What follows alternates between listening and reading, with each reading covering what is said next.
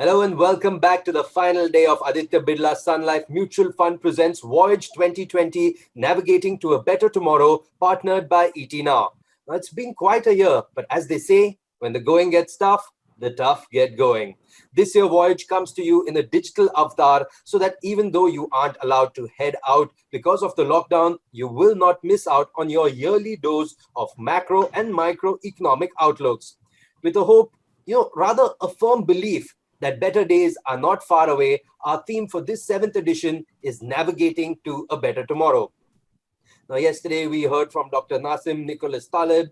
We also heard from Mahesh Patil of Aditya Birla Sun Life AMC, the CIO for equity investments. He was in conversation with Mr. Dhirendra Kumar, the founder and CEO of Value Research. And we also got deeper insights into specific sectors and understood the nuances of stock picking.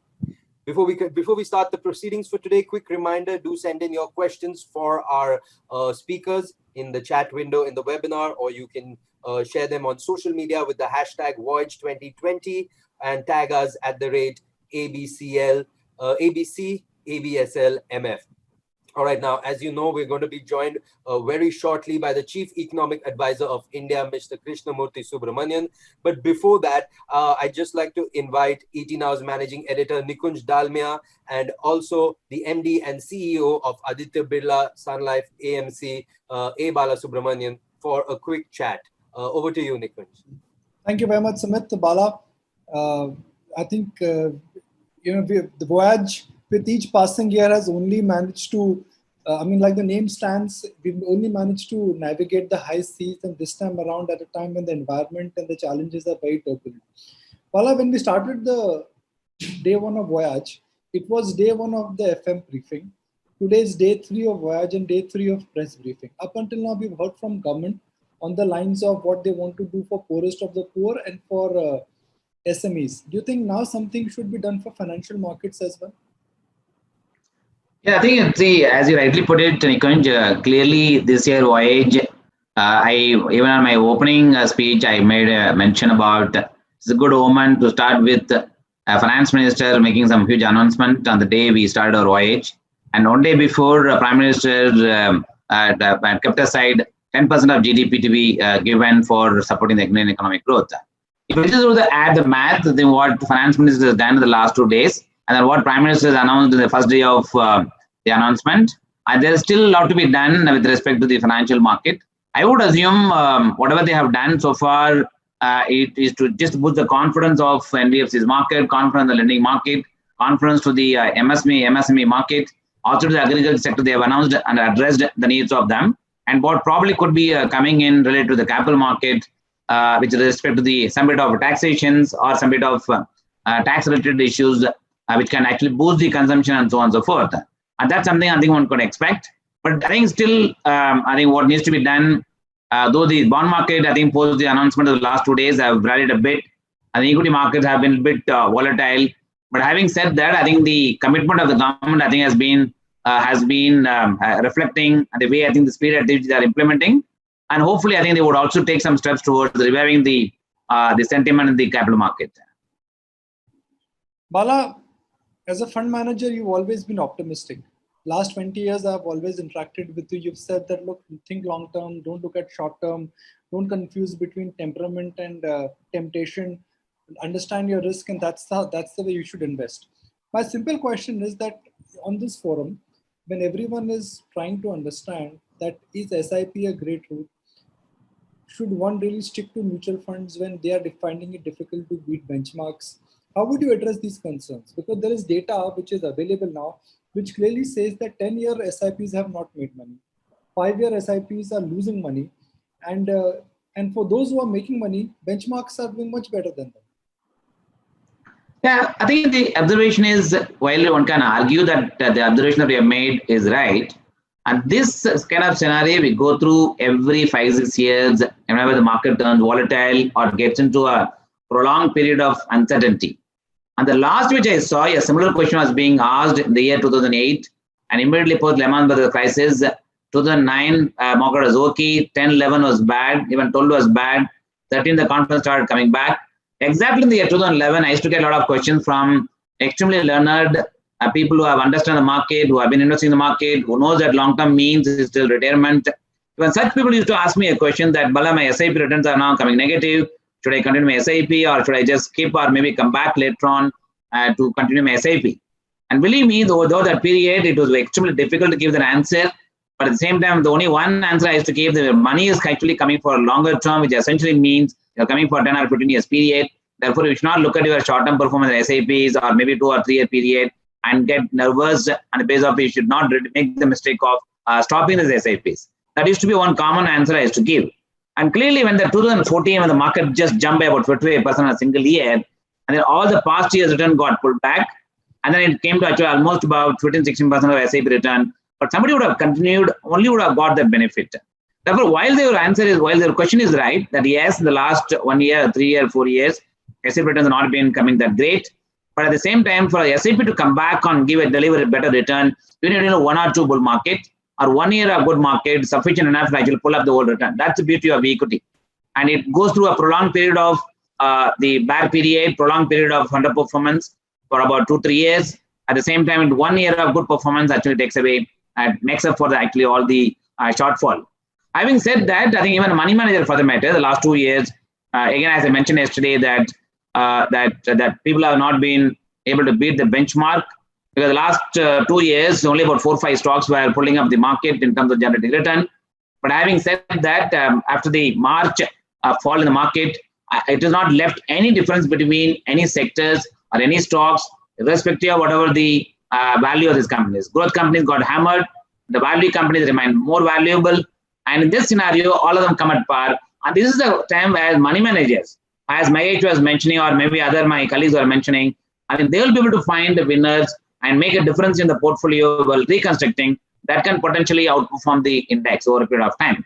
Even Nassim Taleb also mentioned about the active versus the passive. Even Dean Conner, who is Sun Life CEO, even he mentioned about this, if you recall, that in the long run, money managers to perform better than the equity, better than the index is, of course, the probability is quite high. Therefore, active money managers, though they're underperforming there for a brief period, and in the last 3-4 months, we are seeing that trend also is changing. And given the stock picking ability of the money managers, and purely on the basis of bottom-up stock picking approach, I think they will be able to beat the benchmark.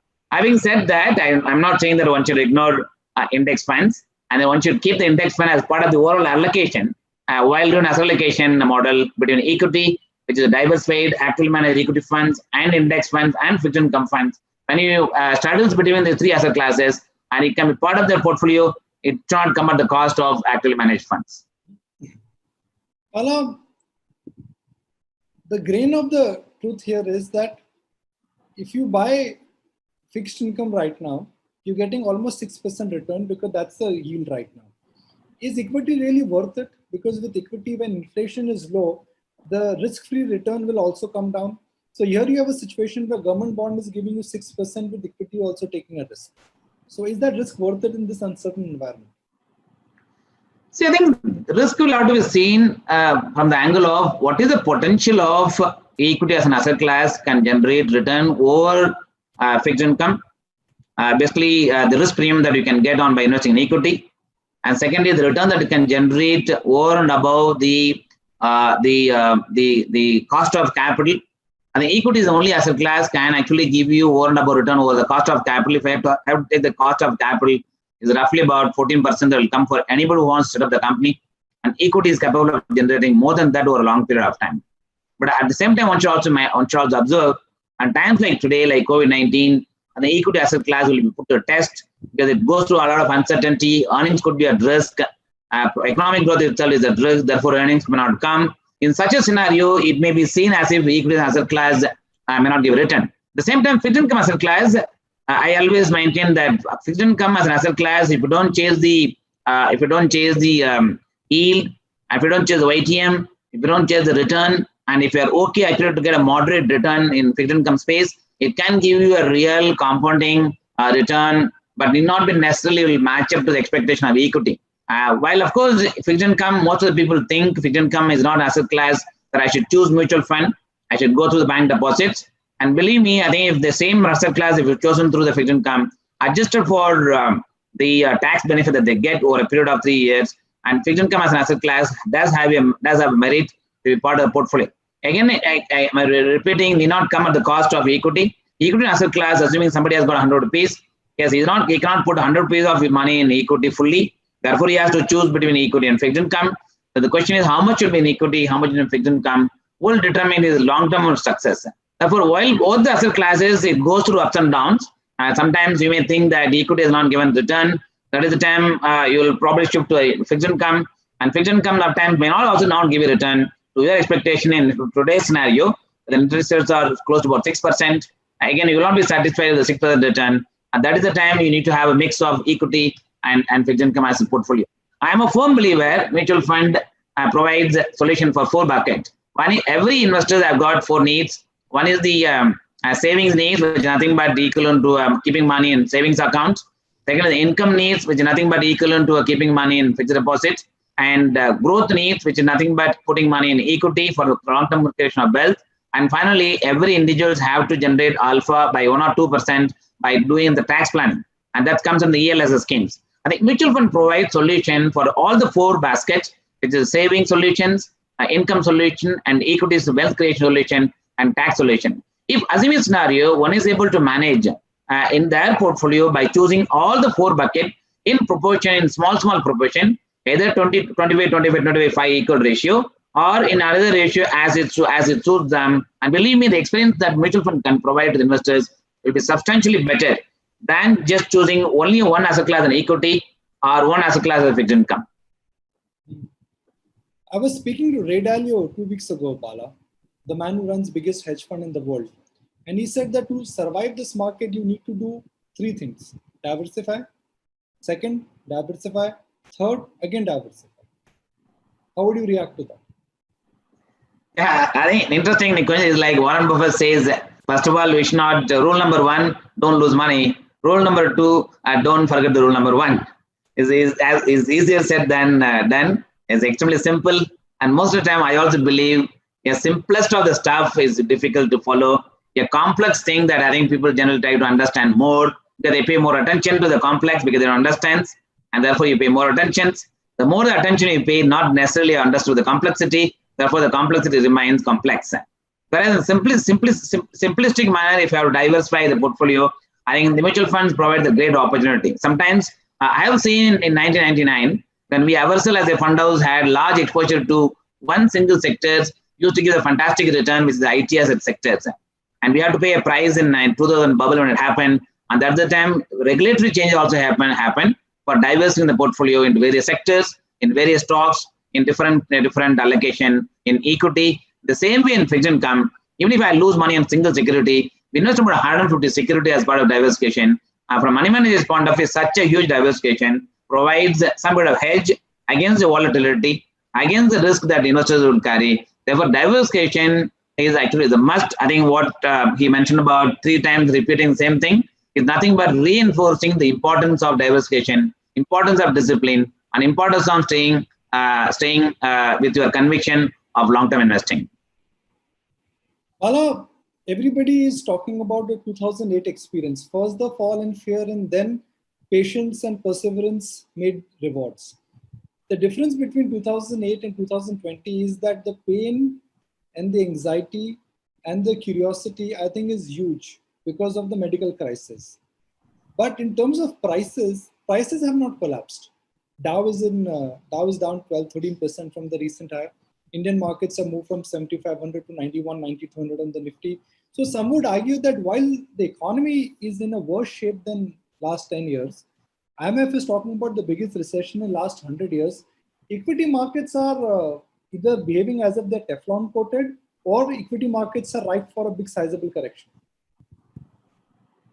I think there are a lot of unknown this point of time one has to deal with, Nikunj, as the last 2 days sessions would have given multiple number of times that everyone would have expressed about unknowns. And these kind of unknowns, uncertain time, only 2 agencies come to the help of the economy, rescue of the economy. One is the government of the respective government in the respective countries, and second is central bankers. And both of them, if you look at the speed at which they are working towards bringing back the economy back on track without letting them actually go into recessions, is something that shows their commitment actually to keep the economy keep going. Which essentially means that while the probability of recession, the probability of fall, I think probably could only keep going up. At the same time, the steps that are being taken by the government as well as the central bankers and other regulatory bodies to support the economic growth would also bring back the optimism and the hope. I think what the market is currently discounting is some bit of a hope, some bit of optimism. As the day the Prime Minister announced, though everybody knows that 10% of GDP being kept aside to support the economy, everybody knows it's going to come at the cost of the fiscal. It's going to come at the cost of money being printed. But that's again being seen as a positive, given the fact that it's going to actually at least help the economy to get revived. Therefore, the confidence coming back. I think that from the market point of view, what many times is needed is not just driven by only the valuation, not driven only by the earnings. It's also driven by the hope and optimism. As long as we have the mix of these three and try and do the balancing between these three at all point of time, then the overall market sentiment would remain intact. But having said that, at the end of the day, the market has got two players. One is, of course, long players, and second is the short sellers. At this point of time, short sellers also will have the field day. And whenever there are uncertainties there's equal amount of buyers and the equal amount of sellers. And whenever the equal amount of sellers actually goes beyond the buyers, naturally the market will tend to be volatile and tend to bring back the pessimisms. And this fight, I think, probably will go on for some time. And given the fact that COVID-19 has reset the economy in multiple ways, both for the way the company operates and the way I think individuals are going to operate, and the way I think the business outcome is going to be determined as we move forward. And the whole economy will be put to challenge. And that resetting, it comes at the cost of a lot of uncertainty. And therefore, the market is still trying to adjust on which side to swing. It's on the bear side or the bull side. And that's something I think will remain as a challenge for some time in predicting the equity market. So, Bala, before we wrap, how has the lockdown experience been for you? Your children are back home. Your daughter, congratulations. She just become a doctor. Your son is at home last time when I spoke to you. So are you excited that you're spending more time with your family, or they are troubled because they're spending more time with Papa? Of course, at home everybody is happy because in the last 30 years of my working career, they would have hardly seen me at home except on the weekend on Sundays. Now, of course, the lockdown, I cannot escape anywhere. I cannot give any excuses saying I have a meeting in office, I have to meet some clients, I have meet all such excuses I can't give. My travel times, of course, going out of Mumbai has come down quite significantly. So therefore, my house, my wife and my daughter, everybody is very happy to see me at home. At the same time, it also, the question is how do you pass your time? Of course, you have to shuffle between your Zoom calls and attending to the market calls, and then go back to sometimes the kitchen work or sometimes to the cleaning work and so on and so forth. As the multitasking, which otherwise normally I'm used to doing in the office, is of course continues even at home. Tell us a secret which nobody knows, Bala. Anand Mahindra tweeted a couple of days ago saying that, look, I'm guilty of wearing lungi while doing board meetings. Of course, there's no secret as such, because life is, I always believe, is an open book. And people should not see anything that secret that lies in somebody's mind as long as one is able to see the individuals, the behavior. So I believe in that, and therefore there is nothing secret which I can say. At the same time, of course, there's again open secret. Ultimately, life is very simple. So I'm a firm believer that each one of us are playing a role in their own life in the form of a patra, which of course we are all acting in whichever way. I think we have to do that acting perfectly to ensure that the role that we have taken at home as a father, at home a family member, in office, you have the role that each one of us, I think, plays the role very effectively. And I'm sure the outcome will also be that much better. So that's something which I'm a firm believer, and just continue doing that. And secondly, of course, continue to keep your hard work, and outcome one doesn't know. As long as you keep your hard work with some bit of smartness attached to it, without complicating, without creating confusion in the minds of people, I think that also can give you better results.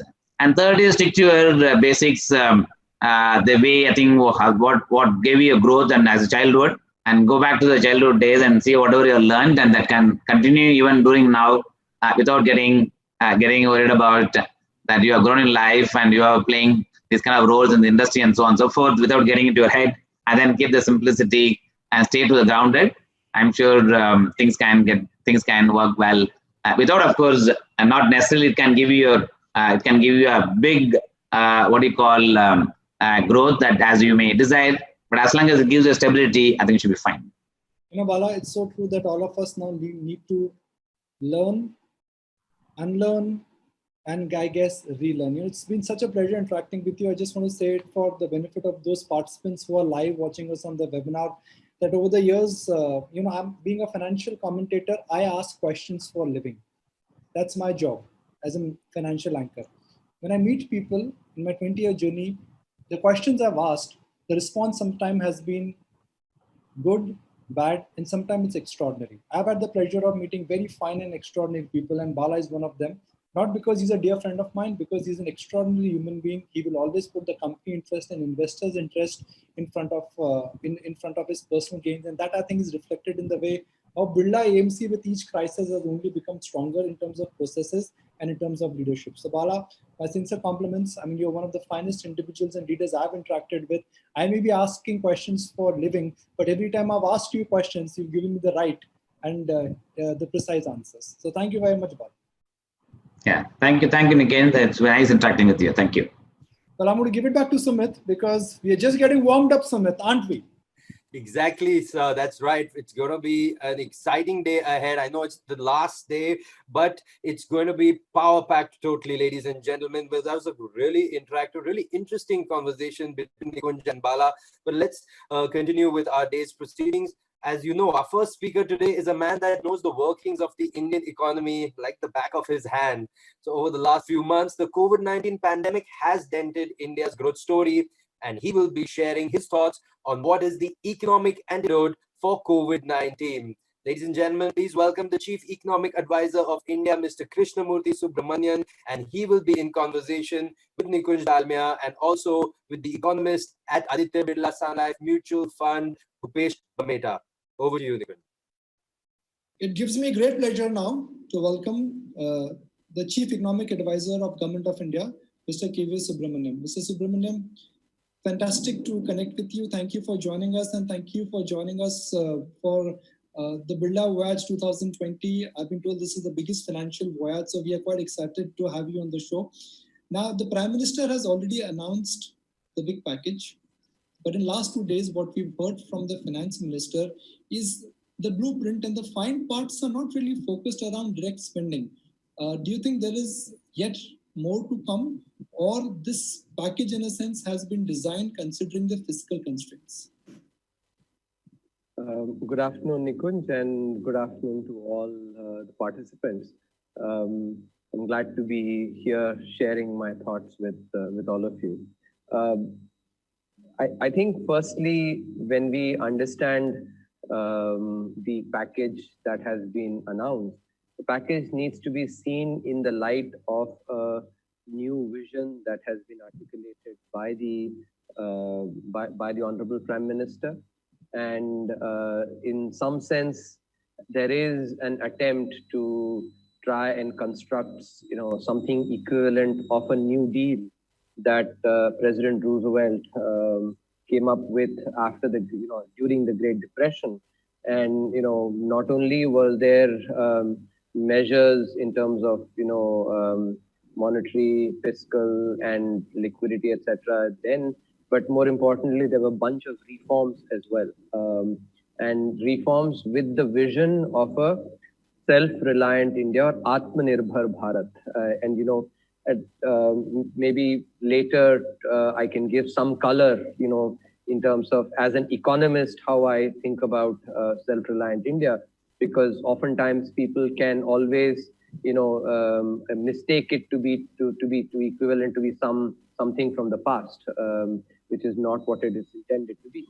Given that vision, and given the pandemic, there is basically value to the package, and the package is it's constructed based on the following principle. If we think about from first principles, if we think about the effect of the pandemic, the COVID pandemic, it is a war-like situation, but it is different from a war, because in a war, what happens is demand suffers because of uncertainty.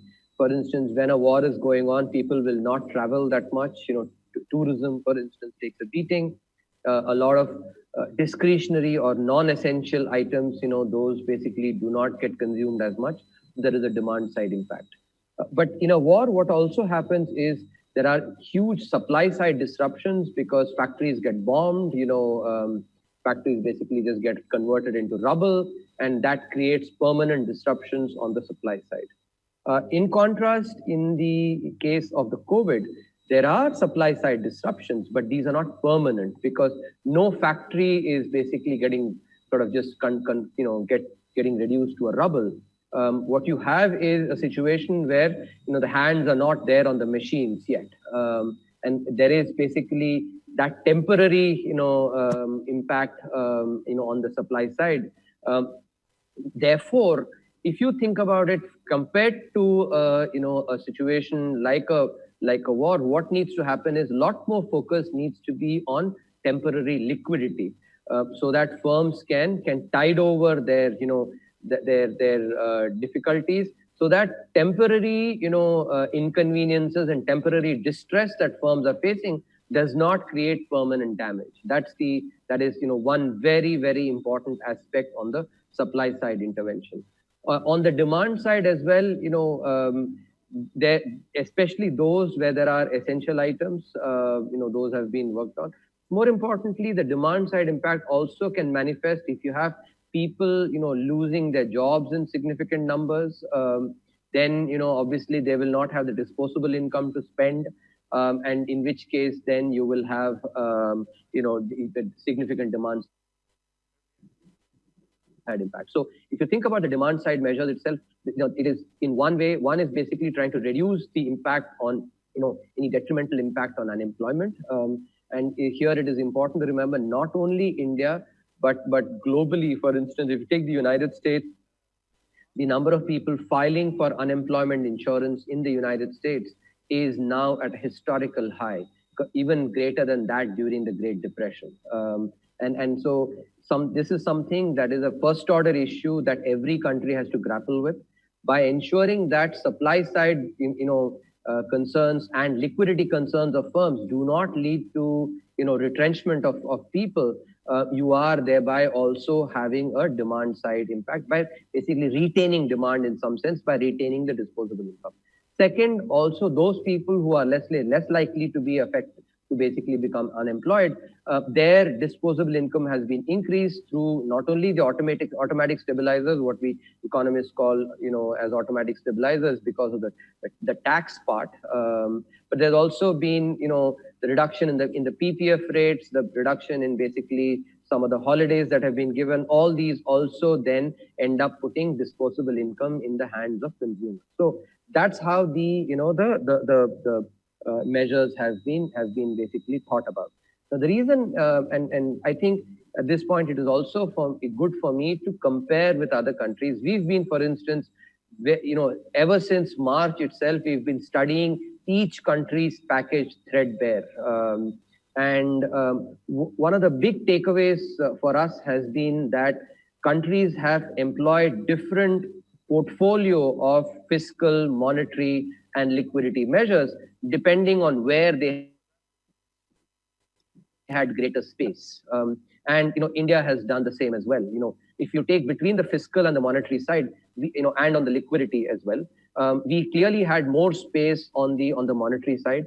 And given that we have a lot of state-owned institutions as well, by giving them some capital or through a guarantee, etc., we can leverage and have far significant impact without necessarily constraining our fiscal side too much, because there's also the concern of possible impact on the ratings, etc., which is why I had actually also mentioned in one of my comments that there is no free lunch. It is important to keep in mind. So I think eventually, if you look at the policy package that has been brought in, it's a smart combination of the fiscal, liquidity and monetary, by keeping in mind where we have greater space. And that's what the other important part also is, there is, if you look at, from a macroeconomic point of view, when you give freebies versus when you basically give people, or sort of retain their ability to contribute, right? The latter is always a better idea. For instance, and this is research in macroeconomics shows that when you give freebies, that can make people lazy, and thereby, in the long run, even medium to long run, shrink the supply side, shrink supply, because people may not produce enough. So, but when you give freebies does enhance demand. So if you have a situation of increasing demand but supply shrinking, that can have inflationary impact. But if you actually don't give freebies and instead enhance productive capacity or retain productive capacity, I think at this point in time, given the COVID episode, it's far more important to retain productive capacity as much as possible by alleviating some of the temporary troubles that I spoke about. So, which can thereby ensure that there aren't as many supply side disruptions, so that inflationary pressures don't build up. So, this is sort of in some sense, some of the core principles that have guided the stimulus package. Economists and financial commentators, we love to analyze every line, what the CA has to say and what the finance minister has to say. I'm going to keep that analysis aside, but talk about big picture, a question which you've not been asked before. I'm sure because of this crisis, the shape of the economy will change, and it is bound to change. Whenever things will normalize, how do you think the shape of the economy, at least in India, will change? So, Nikunj, I have, even in normal times, I've always been careful about,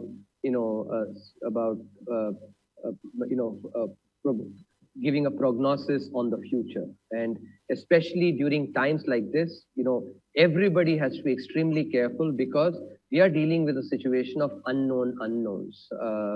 And so anybody's assessment, including mine or, someone else, it's important to keep in mind that there is going to be uncertainty. It's as if, even a Wasim Akram, if he's bowling on a bad pitch, the ball how will it behave? Actually, even Wasim Akram cannot necessarily predict. Some balls may just basically shoot through, and not rise at all. And some balls may really, sort of rise to, let's say, to the, bounce a lot. So that's the kind of situation we are in. And that's why I want to sort of mention that caveat. With that caveat in mind, and I think whenever, participants, take into account what I'm talking, they should not just focus on what I'm saying as my prediction, but keep in mind the uncertainty that I've actually talked about. That nuance is very important. With that preamble, now let me say what are, I think, the important changes that will happen in the economy. I think, for one,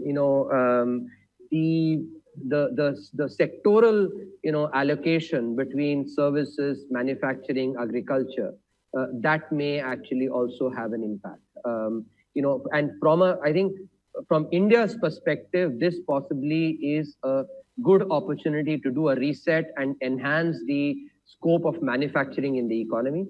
Because unlike services, where the social distancing sort of puts some question marks on some very key service sectors, because compared to manufacturing, services is a sector which relies a lot more interpersonal interactions.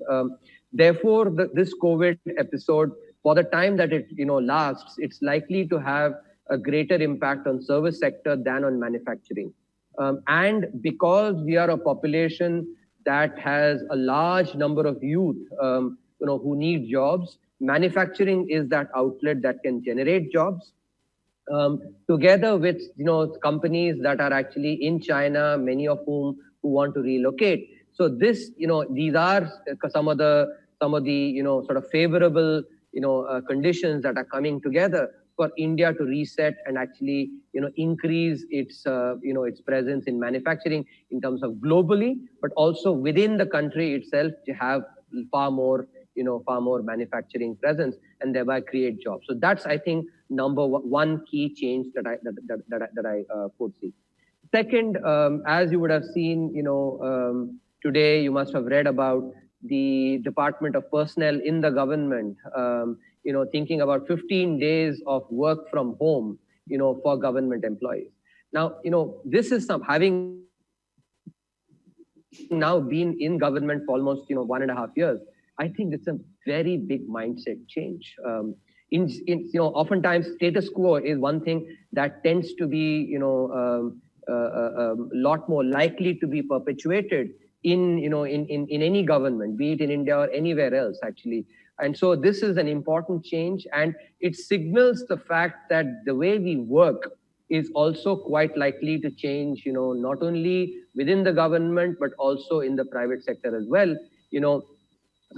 For instance, in my own team, I have always maintained that as long as you produce the output, I don't care, if you're someone who's actually really smart, you work for 6 hours and you actually produce very high quality output, good for you. I don't care about, quote unquote impression management, that you keep showing me that you're basically, inefficient. So, that you basically put in a lot of hours and don't necessarily, let's say, produce enough output. So I can actually foresee now that, many more people will think along the same lines, that, I don't care whether you're actually working from home or you're working from office, as long as you're able to actually produce the deliverables that are required, that are expected, I am fine with you. So I think this thinking is likely to increase more, and thereby generate a greater push for work from home.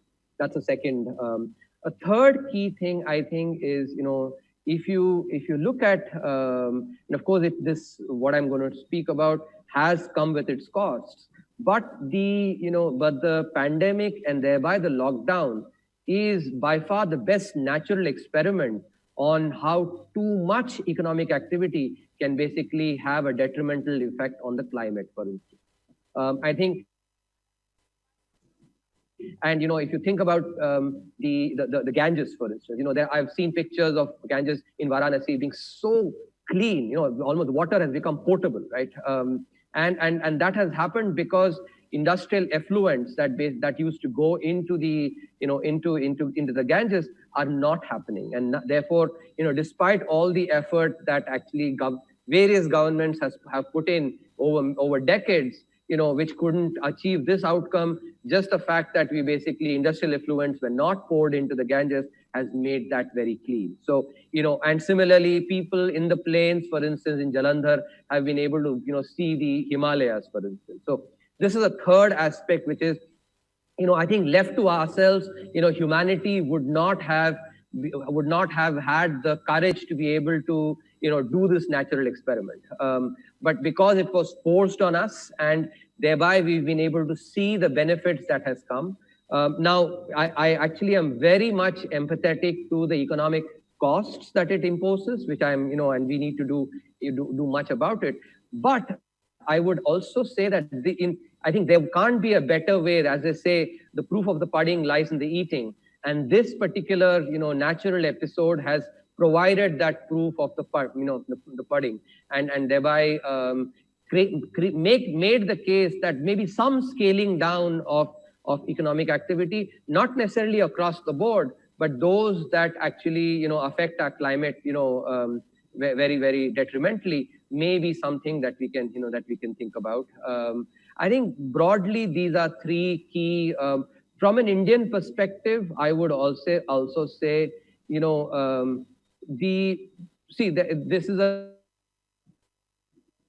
is a matter of point of view. I actually there are people who look at every crisis as an opportunity, and there are people who basically look at a crisis as only a crisis. And I can confidently say that the Honorable Prime Minister, looks at a crisis as an opportunity. To see someone who's looking for solutions to problems, and this is in some sense, in 1991, the then Prime Minister, Narasimha Rao, utilized that crisis to actually be able to push through reforms which would have not happened in normal times. And similarly, now I think we are, and people have read about it, about the labor reforms, about the land reforms. Karnataka, for instance, APMC, which is a important product market reform that we basically that several states are embarking on, which may not have happened in normal times. And this is the other thing that actually I would mention is that it's possible we can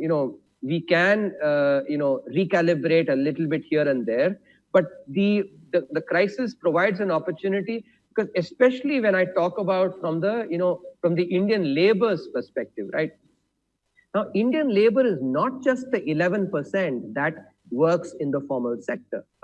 Indian labor also includes the 89% that works in the informal sector.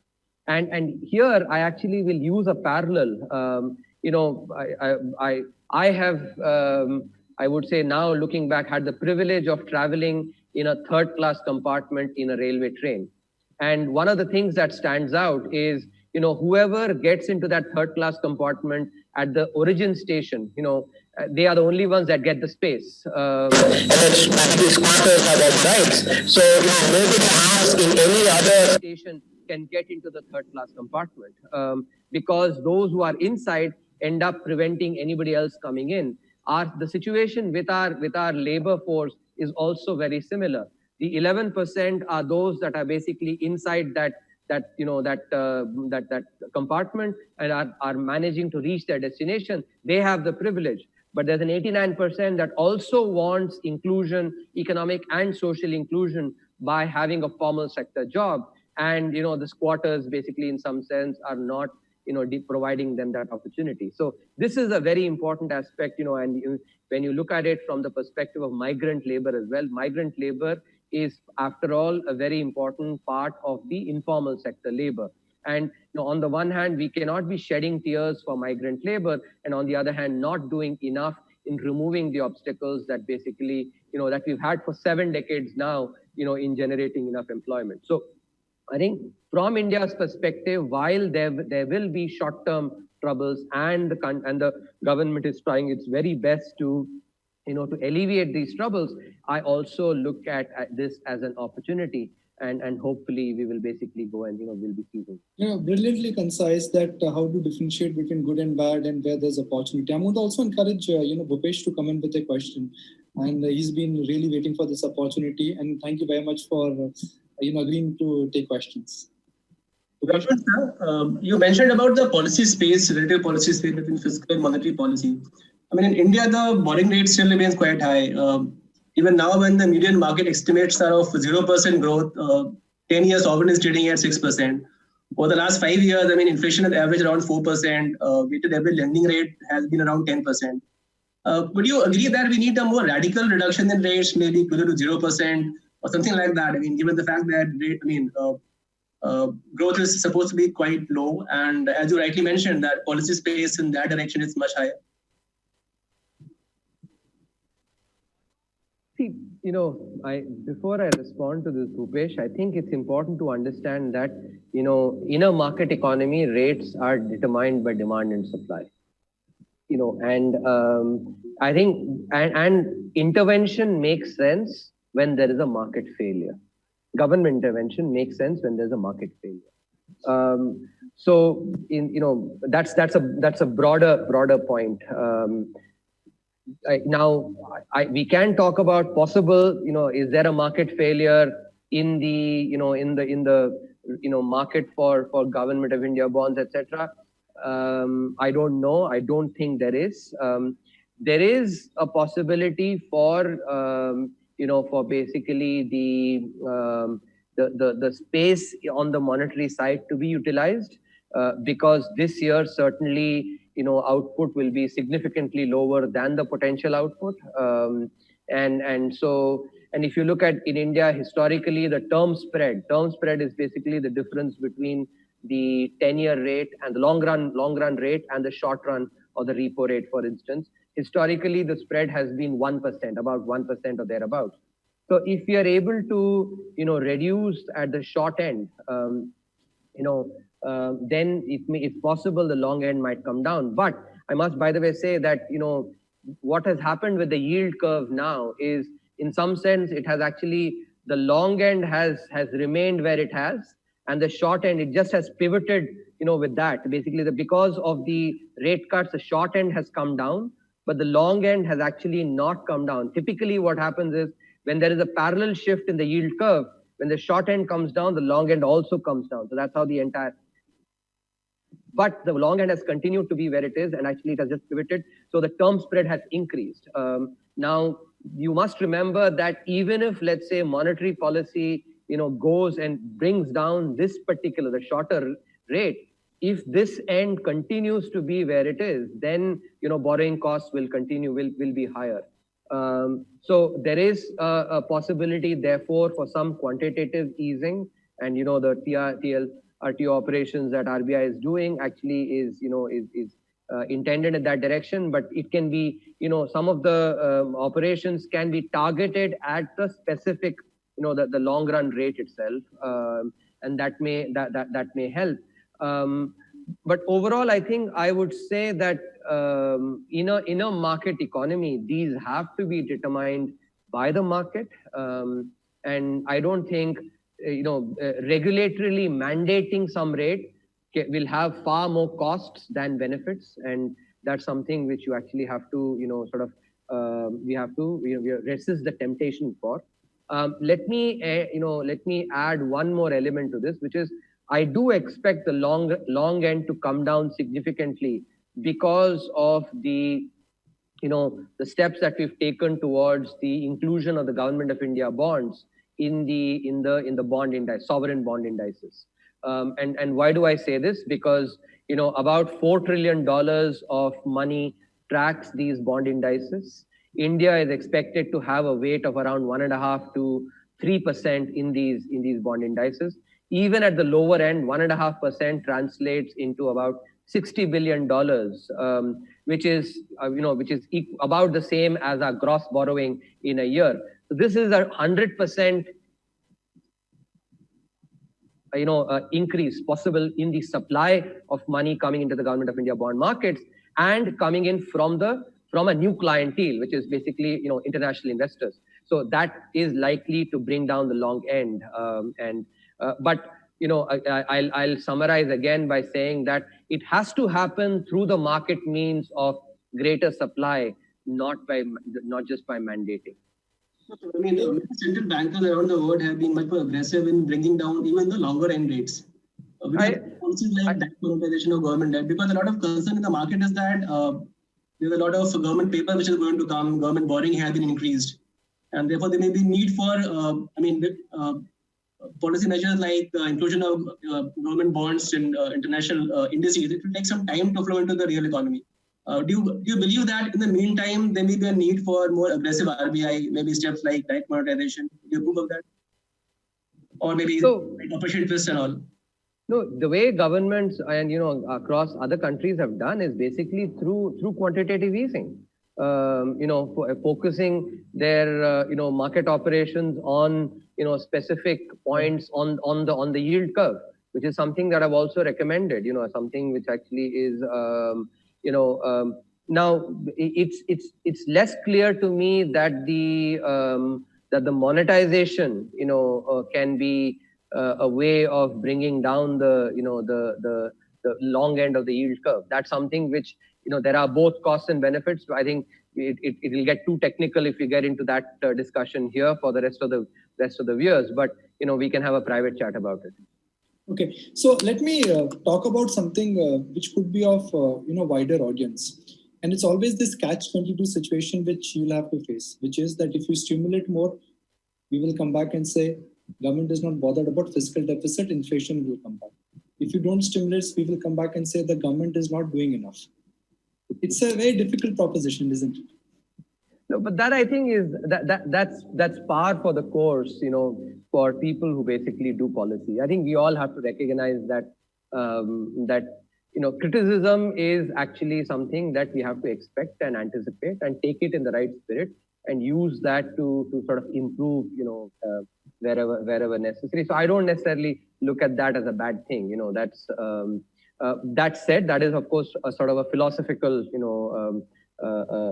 response to the. I think we actually, as I was mentioning earlier as well, by exploiting or by utilizing the fact that we have more monetary space and the fact that we have a lot of state-owned institutions as well, through whom some of these measures can be driven. We have, I think, got the balance right by ensuring that we basically don't throw caution to the winds And what I meant by that is just going and splurging, as if there is no tomorrow, and they're on the fiscal side primarily. I think we've not done that. We have been cautious about it. But as Chinese Premier Deng Xiaoping used to say, I don't care about the color of the cat as long as it catches mice.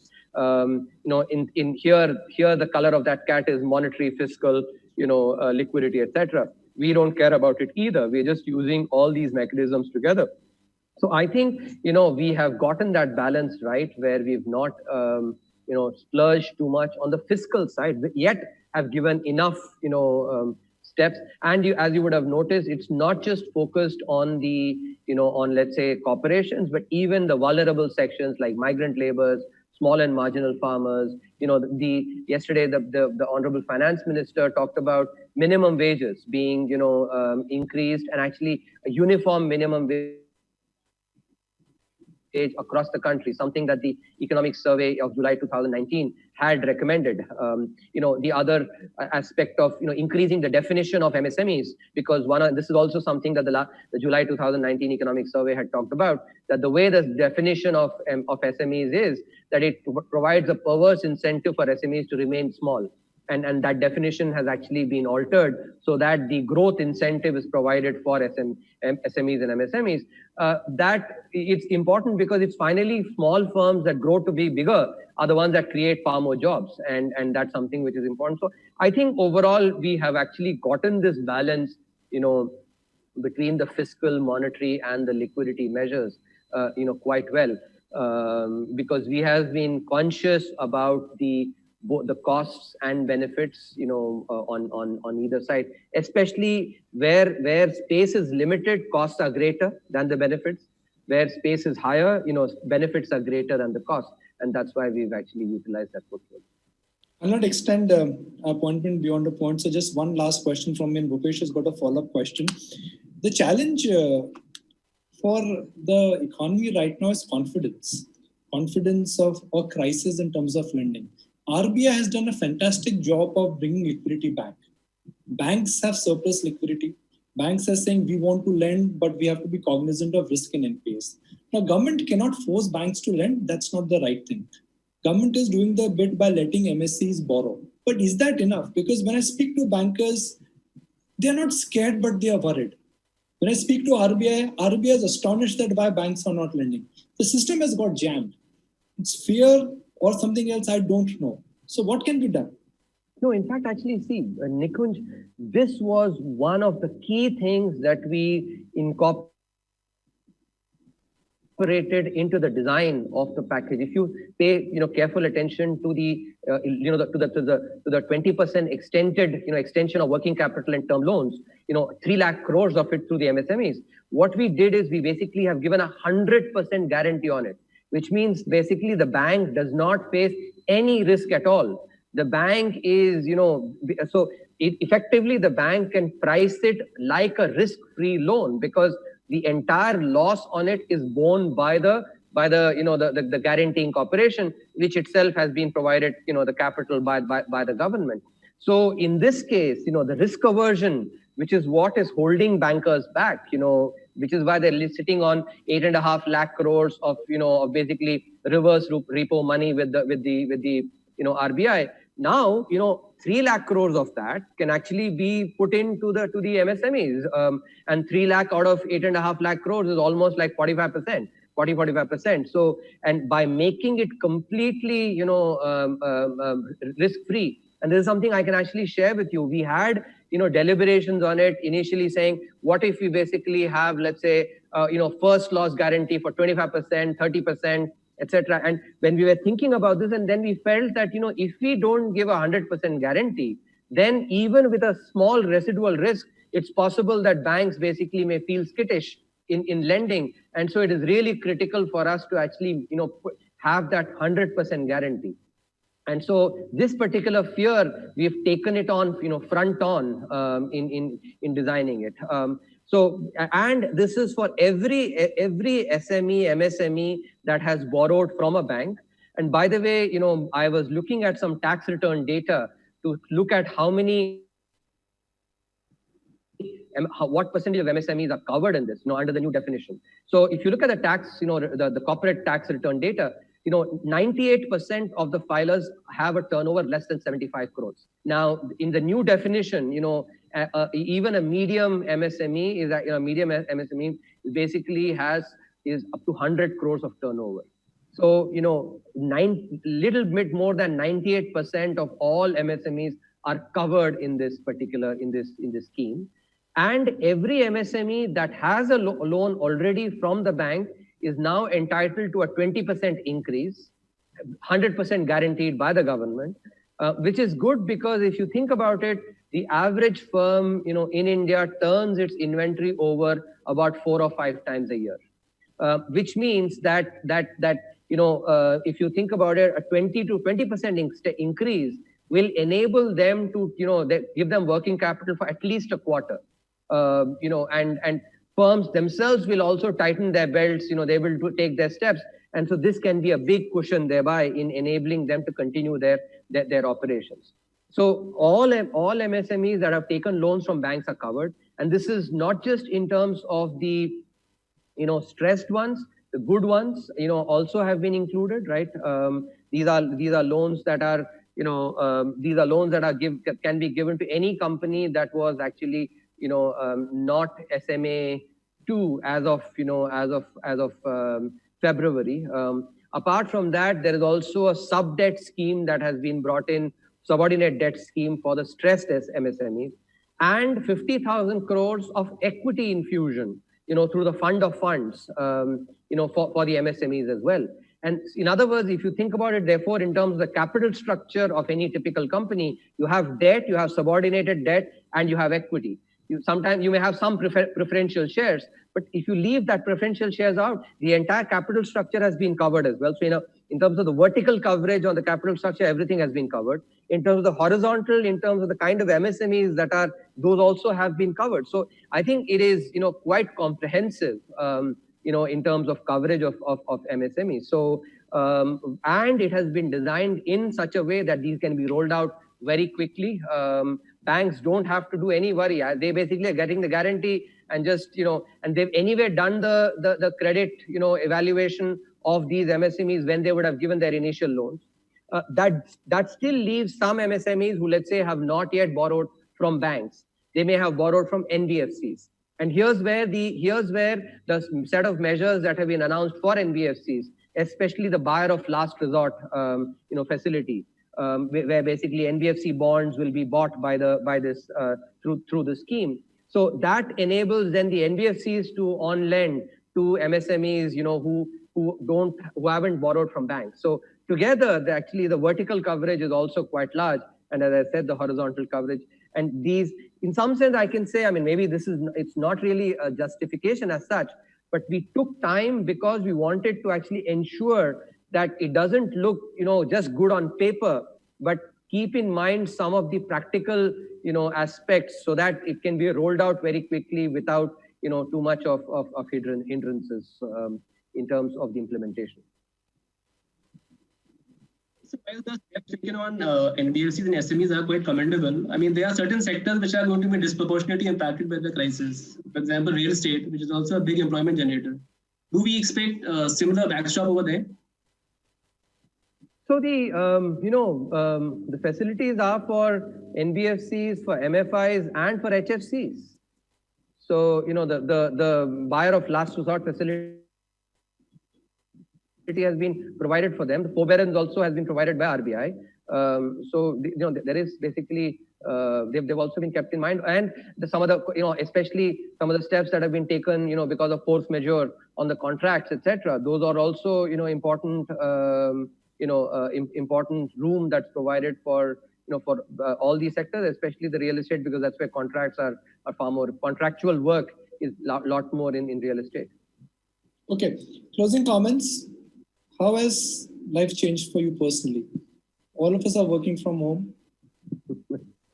For me, I think the hard part has been staying all alone and staying away from family.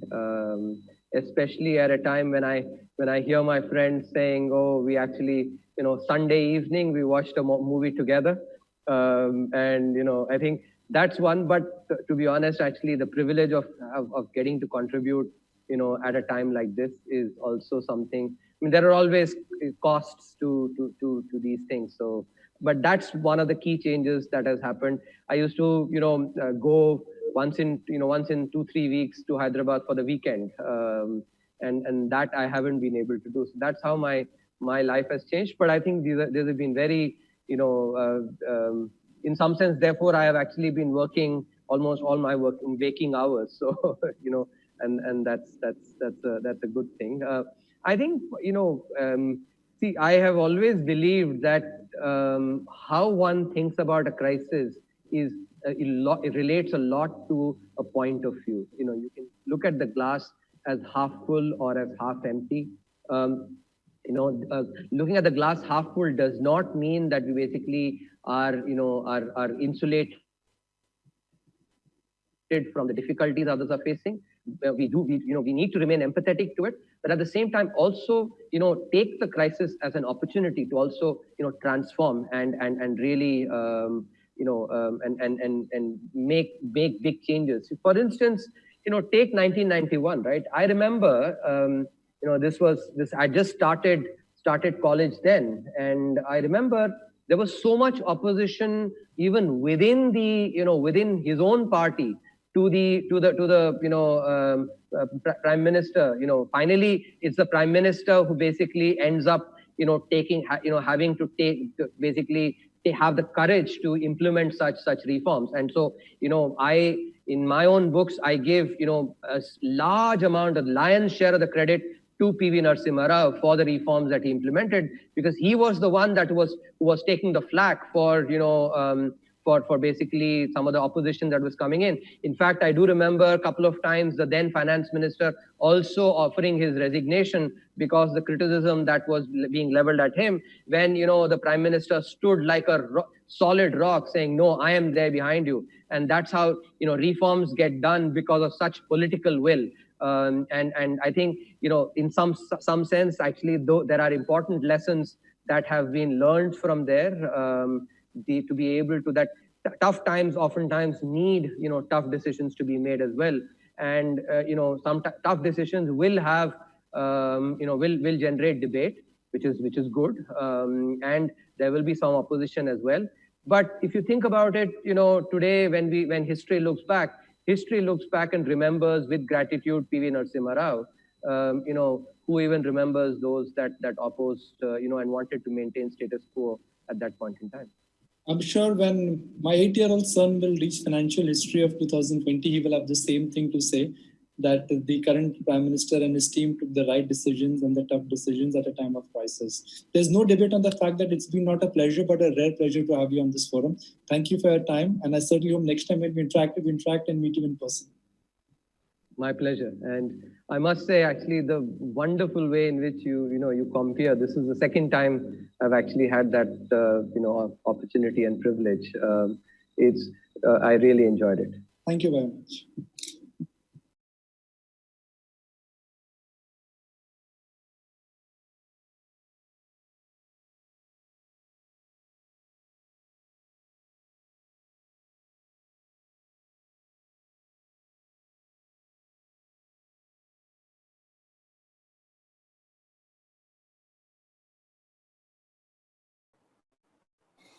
Well, thank you so much for that, Mr. Subramaniam, and for joining us today and sharing the policymakers' perspective on the economic outlook.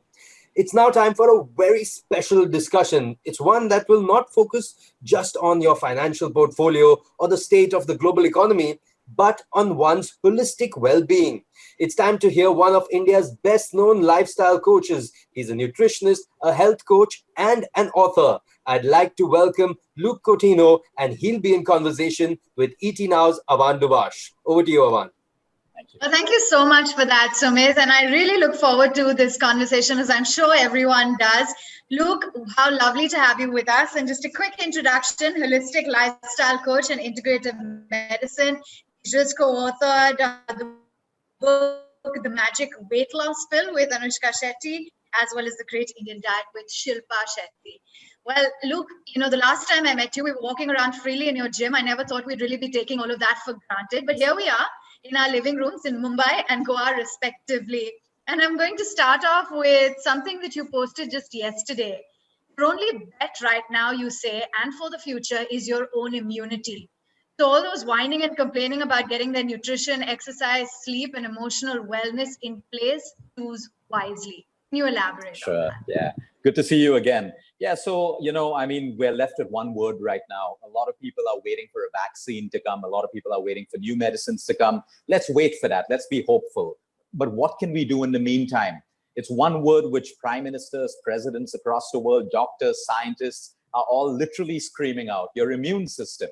Because right now, all the cases of people who are recovering from the virus are recovering because their immune systems are able to help them get better. So when we know it's immunity, we have to start investing in our immune system. So something else to add to our portfolio is your immune system. And I think there are too many people around just complaining and waiting for something to come. Human beings are always waiting for a problem to be solved by something outwards, whereas we already have an immune system within us. What can we do to make it stronger is the answer. And the people who build strong immune systems are going to get through this very well. And in case they get the virus, they are going to be able to recover way better than people with lower immune systems. So it's extremely important for us to invest in our immunity. Oh, yes, indeed it is. And as you said, as of now, we will be waiting for the virus. But in the meantime, we have to continue living our lives. How long are we going to just be confined to the four walls of our homes? So how does one go about that, Luke? If you could give us, a step-by-step guide for, a regular individual without any ailments or diseases, how do you build your immunity?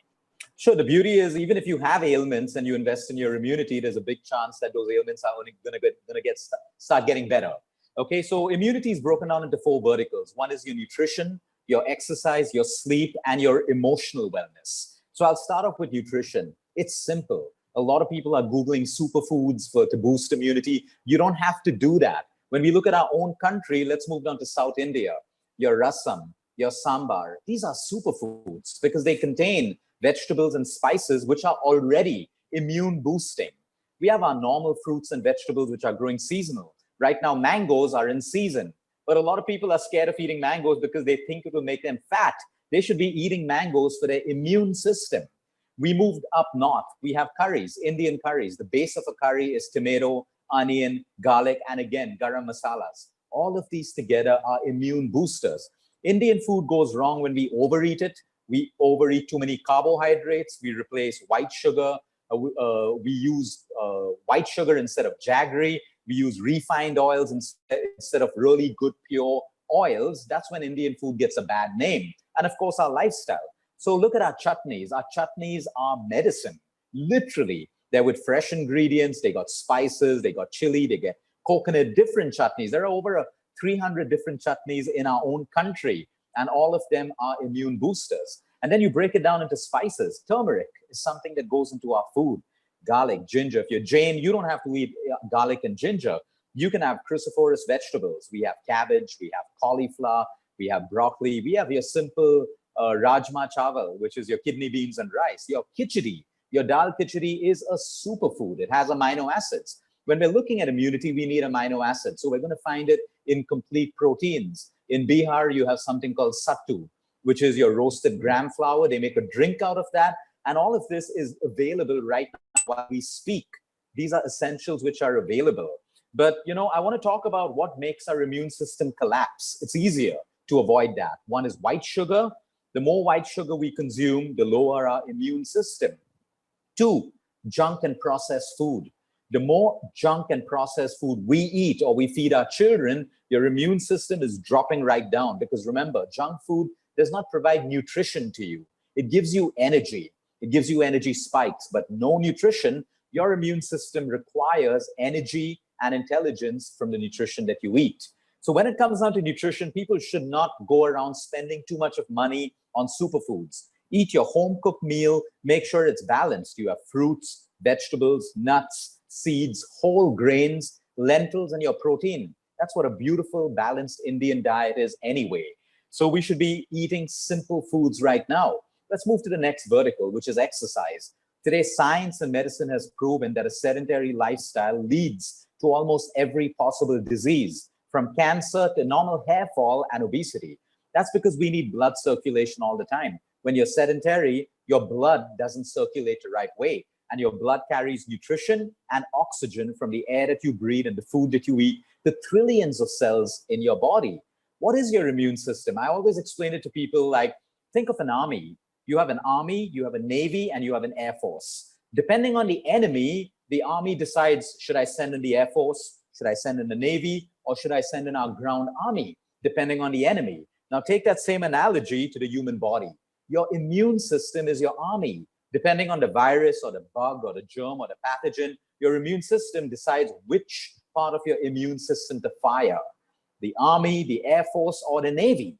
Now, in common, every army to function needs good nutrition for strength, stamina, endurance, good rest and sleep so they're rejuvenated and they can fight, good intelligence, intel to tell them about the enemy, and of course, physical activity to keep them strong. Those are the same things the army within us needs. If our immune system doesn't have nutrition, it doesn't have the vitamins and minerals to be strong. If we don't have activity and blood circulation, the enemy is going to be stronger than us. If we don't have sleep, our immune system is tired. It doesn't have the ability to fight. And our emotional wellness, the same way if an army is constantly stressed out and emotionally managing problems of girlfriends, boyfriends, partners, all of that stuff, they can't fight, they can't focus. Our emotional wellness is real. So exercise has to be really simple. You don't need a gym to get better right now. You can walk if you have space around you on your terrace, in your home. You can do body weight exercises. Even just yoga and pranayama is good for you. When it comes to sleep, you know, Dr. Matt Walker, who heads the human sleep sciences in Berkeley College, has a startling statistic that every human being should remember. He did a test on human beings, and the outcome of his research says that one night of sleep deprivation, one night, can disable your immune system by 60 to 70%. You can be the healthiest person, you can have a six-pack, you can have a size 0 figure, you could be eating organic food throughout the day. But if you don't sleep well, your immune system is disabled. And then the fourth vertical is your emotional wellness. Stress is good for us, but when it becomes chronic, when stress hits us every single day, we start internalizing it. We have negative emotions like fear, anxiety, hatred, anger, you know, the inability to forgive. These are emotions that eat into you, into your immune system, and your immune system is just lowered. So, you know, to build our immune systems, it's not complicated. It is really complicated. We just got to give the body what it needs. Nutrition that suits you, exercise that suits you, the right quality and quantity of sleep, and looking after our stress levels. That is immunity in a nutshell. Well said, the 4 pillars of strength. And look, I want to pick on one of them, stress. I know you said that once it eats into you, it really does a lot of damage. But we're going through trying times here. My managing editor is also on this call. I'm sure he's juggling a ton of things, how to keep the channel alive, how to, you know, keep people's jobs. There's just so much to juggle with at a time like this. So how does one cope? I mean, because stress is inevitable. There will be lots Absolutely. of problems. So how? So it's difficult, but it's simple. Now, let me explain that, okay? Whenever we have stress, right now, the biggest stress and anxiety is fear of what's going to happen, uncertainty, okay? When we have stress in our life, we look at it this way. Is there anything we can do? If yes, do it. Anything that we can do to make the situation better. If we can't, accept it, okay? We cannot go on living and giving that emotion of fear and stress more and more energy. I always say fear is a wasted emotion. Don't invest in it. There's nothing that you can do about whatever is happening right now. But what we can do is take the energy from all the stress and invest it in what we can do. So if I can make a new line of business, I can learn a new skill, I can do something that's going to make me better for the future, I should put that energy there. Because anxiety and fear is not solving a problem at all. Yes, they are difficult times for everyone. But I think people have to learn the power of acceptance, because there's nothing we can do. If there's something we can do, let's do it. But if we can't, let's not feed that emotion of fear and anxiety, because it's only going to result in us feeling more and more negative, and that's going to really impact our health. So there's a problem. What can I do? What can I do right now to make the most out of what we have? And I think super successful people always use that as a mantra. Okay, it's not about what you have, it's about what you do with what you have. You may have very little, but you can build an empire out of it. People have a lot, but they do nothing with it. So I really think we have to accept and now move on. Action. We can't be victims. When we're victims, we can't do anything. When we're victims, we're stuck in a corner. But when we move out of victim into action mode, a lot of opportunities may open up for us. Okay, fine. So utilize your energy for more productive things. Luke, you've always spoken about the importance of utilizing your time well. Just yesterday we had a webinar with Mark Cuban, and he said that work from home gives me a lot more opportunity to spend more time with my family. Just very recently as well, you've posted about living one day at a time. Can you stress a little bit more on the importance of that? Yeah, sure. See, I mean, we can get nothing from the past, only lessons. Okay, we can get nothing from the future because it's not in our control. The only thing we have is the present, one day at a time. I may have a goal which I want to materialize 5 years later, but I still have to take one day at a time to reach that 5-year-old goal. So I would rather invest all my energy in what I have today. There's a vision, there's a plan. There are mistakes from the past that I've learned from. Now I can't give more energy to my vision. I have to give energy to what I have in front of me. So living one day at a time is doing everything that we can. One day, we should stop procrastinating. We should stop letting the past steal from us. And like I always tell people, it all comes down to time management. Today, we have billionaires of the world who come to us and they are able to manage their time effectively. So I always tell people, you have to be aware of time wasters. Everyone has time wasters in their life, in the form of social media, in the form of people. Now, social media is not a bad thing unless it's really taking your time. You can use social media to be very constructive, to learn a new skill. That's good. But if you're mindlessly scrolling, you're mindlessly comparing your lives to people, that's a time waster. And then you can have time waster people in your life who have unnecessary meetings all the time, who take a 1-hour meeting to drive a 10-minute point across. These are time wasters. We have 24 hours in a day. Our life has a shelf life. Time is finite. People have to realize that. So planning time for me is very simple. I don't have a 24-hour day. I have a 16-hour day because 8 hours is kept aside for sleep, irrespective. Now, how do I manage my life in 16 hours with family time, patience, exercise, meditation? I'm managing it beautifully. But if I keep 24 hours, I'm going to eat into my sleep. I'm going to eat into my exercise time because that's not a priority.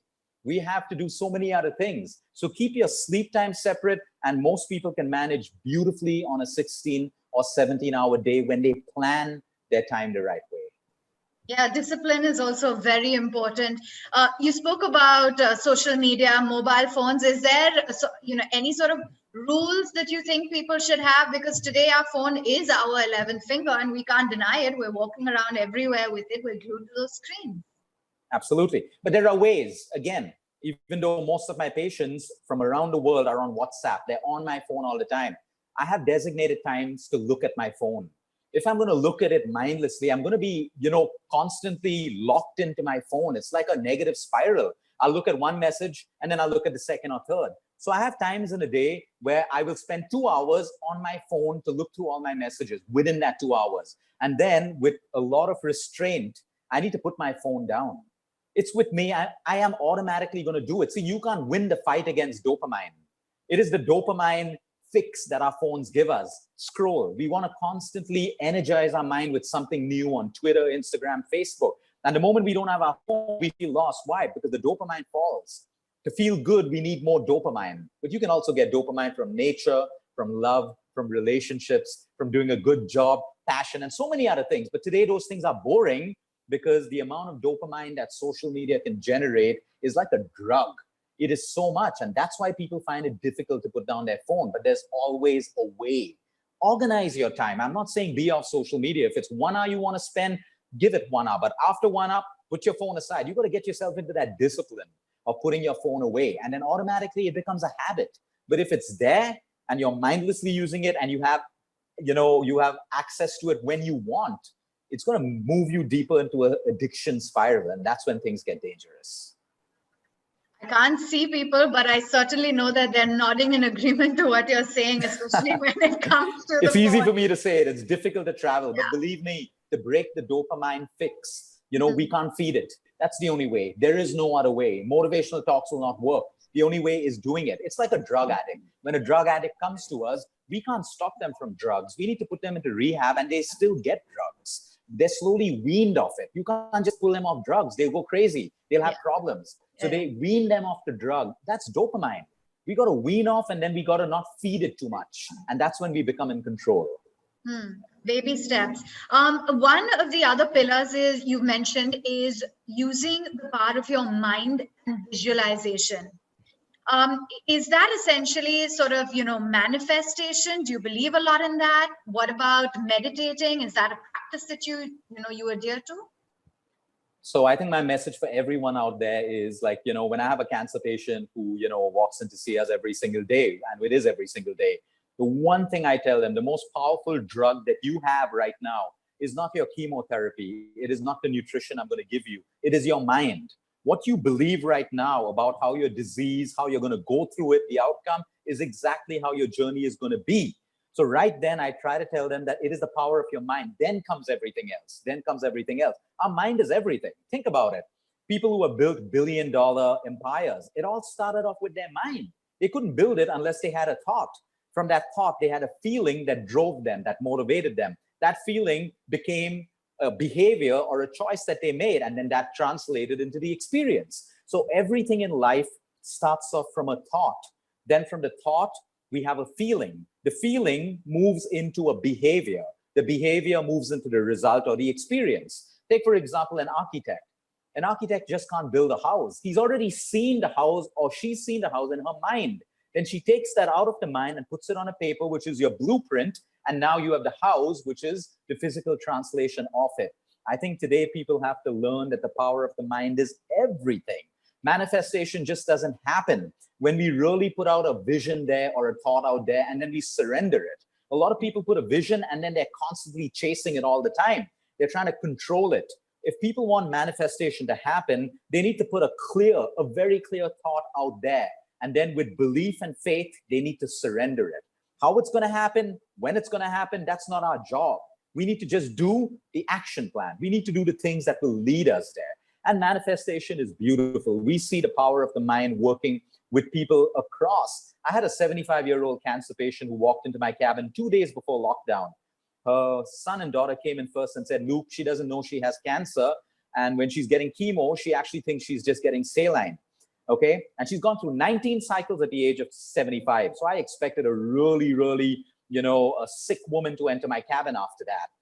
But this woman entered. She was jovial. She was laughing. She didn't even look like a cancer patient. She had not suffered one side effect of 19 cycles of chemo, which is miraculous. Everyone knows the side effects of chemo. The power of her mind. She didn't even know she had cancer. She didn't even know she was getting chemotherapy. That is how strong the human mind is. And right now, at a time of this virus, a lot of people's mind will only see the worst. And that is exactly what's going to happen. Yes, there are worse situations out, but you got to train your mind to see the best, to look at opportunity. It's not lying to yourself. Your conscious mind decides with rationale, with logic, right, wrong. That's your thinking mind. But your subconscious mind doesn't know the difference between a lie and the truth.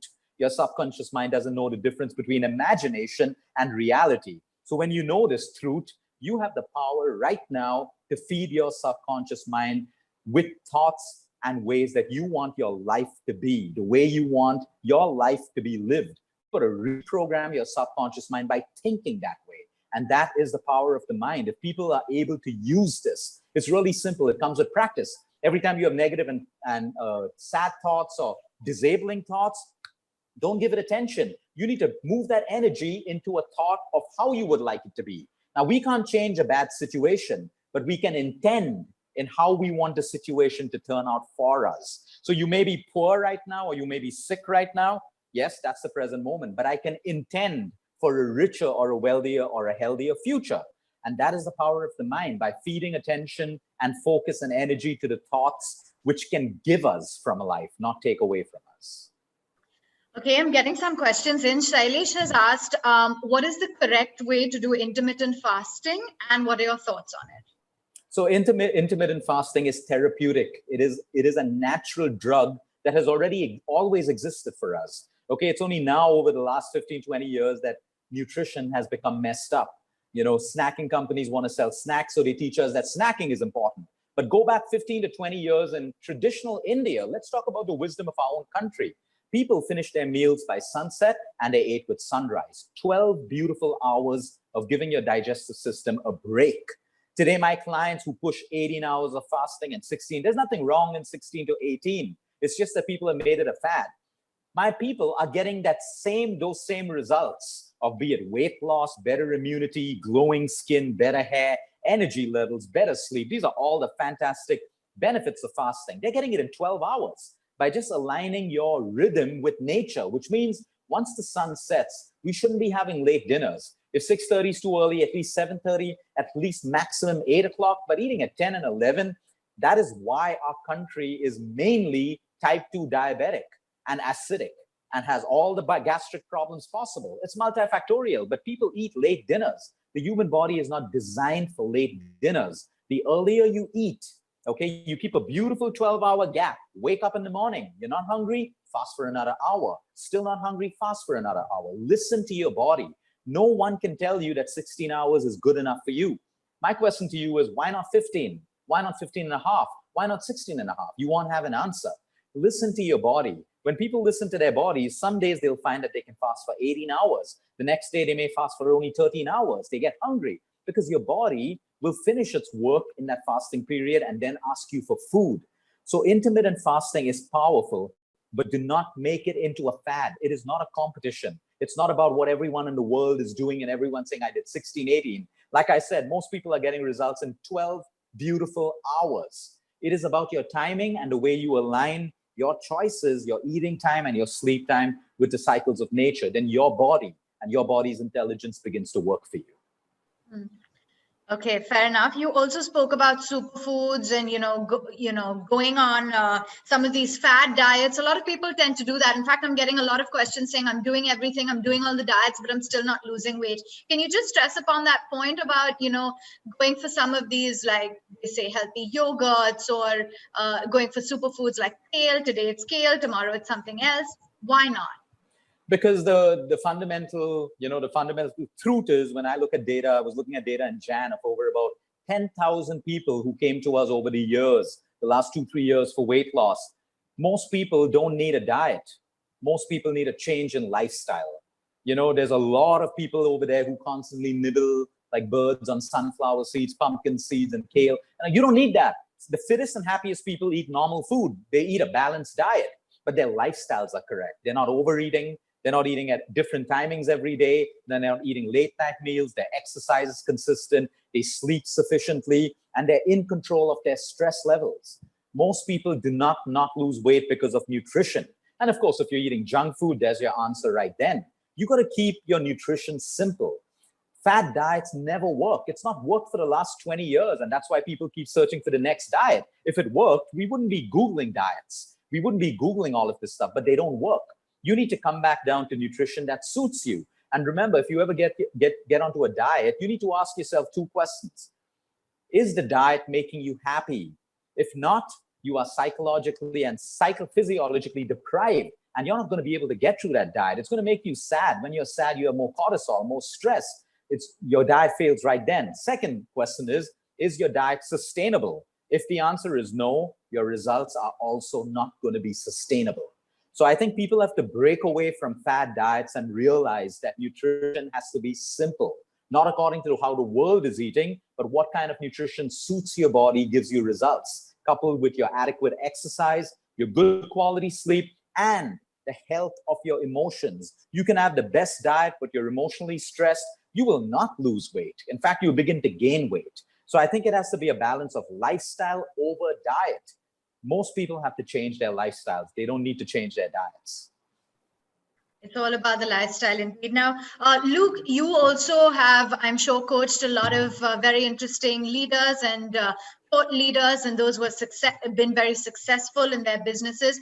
What have been some of the key learnings from you as to what distinguishes someone who has made it vis-a-vis those that sort of lag behind? What are some of the key characteristics, daily habits, or factors that one needs to adopt in their lives? So number one, it comes down to your attitude. if you have the wrong attitude, like, I have patients fill up a form, okay, telling them that if you are coming in with a negative or an arrogant attitude, please don't sign up for a program with us, because there's nothing in the world that can help you.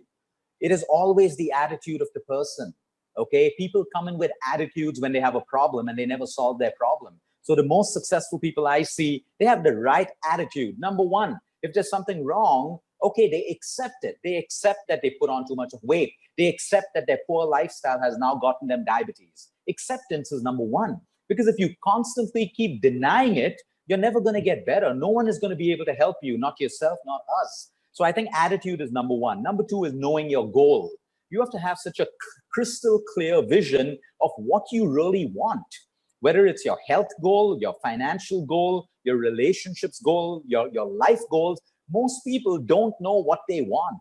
So when someone comes in front of me and they say, Luke, we want to lose weight, I say, for what? Why? How does it fit into your vision? They don't know. Oh, just to feel good. That's not a good enough goal, because your goal will drive you and motivate you to stay on path.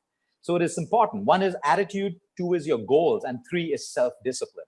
Every leader, every successful leader is able to use and practice self-discipline every single day. You see, motivation is a joke. We don't need motivation if we're disciplined, because guess what? You may get motivated today, but tomorrow, if you don't have discipline, motivation isn't going to last. You need to be motivated again and again and again. Okay, motivation is not a fuel. We can use it coupled with discipline. Motivation is gold. So we need to understand that self-discipline is the trait of every one of my patients today from cancer who are in remission, every one of my billionaire clients today who have reversed their conditions, anyone who comes to me. The successful people have maintained discipline. They are alignment with what they want, their goal, and they have the right attitude. They're open to learning. They listen. They want to learn. They don't, like I have a common patient who comes to me and I put them in a different bucket of not successful on day one. They come and say, I have 5 problems, but I can't do this, and I want this. Now help me. We refund their money and tell them, sorry, we can't help you. We can't help you at all. You're not going to get better. And we don't want to be bad and not helping you get better. So these are the top 3 traits: self-discipline, respect for time, because time is finite. Time is finite. Your vision, clear-cut vision, and your attitude.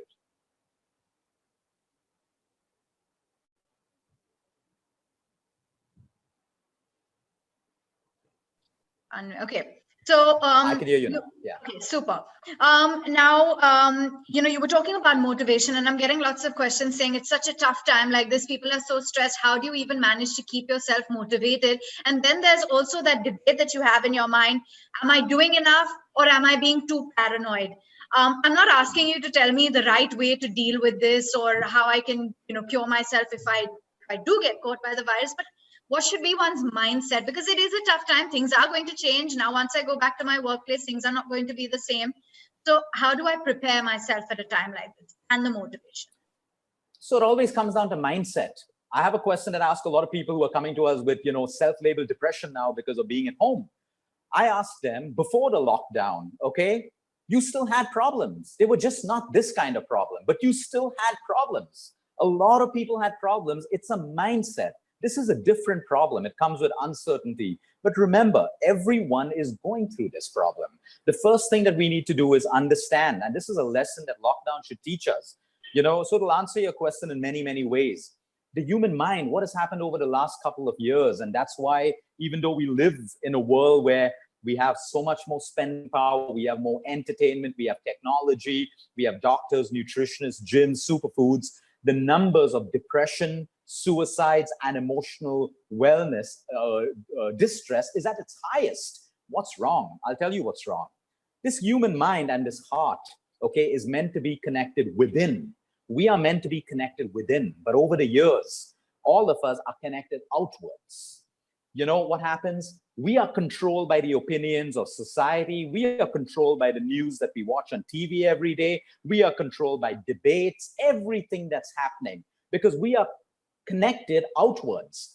So someone says something, our mind moves there. Someone new says something, our mind moves over there. So literally our mind, we're like puppets. We're being controlled by everything around us. Now think about that. You're no longer in control of yourself because you're not connected within you anymore. If you're connected outwards, from one person to 100 people to 1,000 people can control your every thought and your every emotion.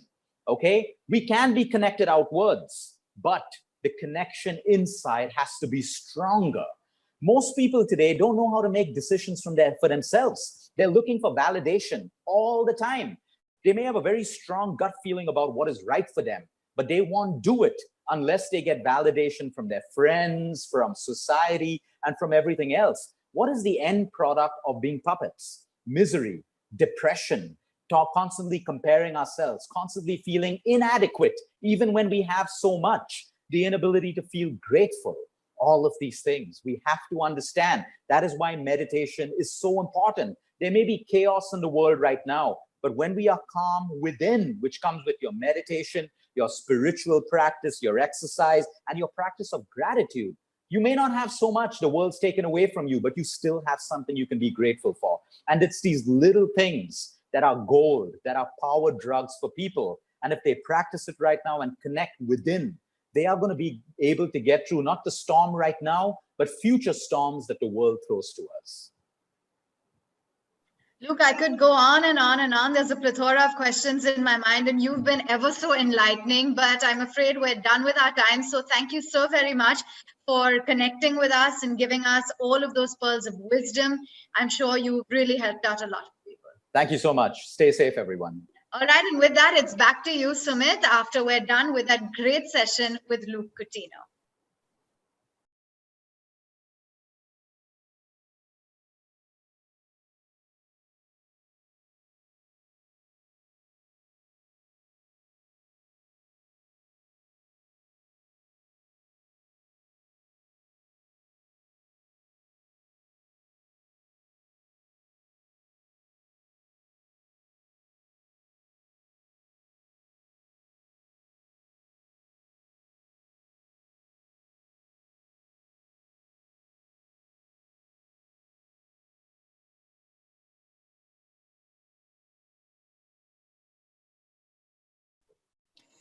Fantastic. Well, thank you so much for that, Luke and Avan. And, guys, like earlier today, Nikunj and Bala were talking, and Nikunj spoke about him talking to this expert who said the importance is diversify, diversify, diversify.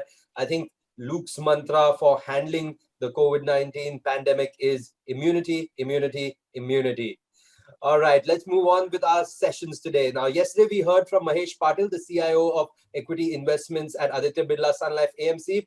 And today we're shifting the focus to fixed income investments. So while equity markets have been volatile over the last few months, the fixed income sector has also faced choppy seas.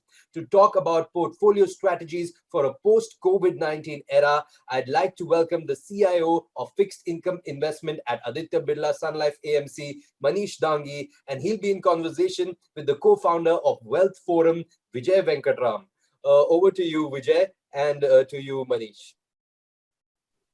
Thank you so much, Sumit. Hi, Manish. We normally in all conferences that we have hosted and I've seen, equity is the rock star and fixed income is a poor country cousin. But the mood right now is quite the reverse.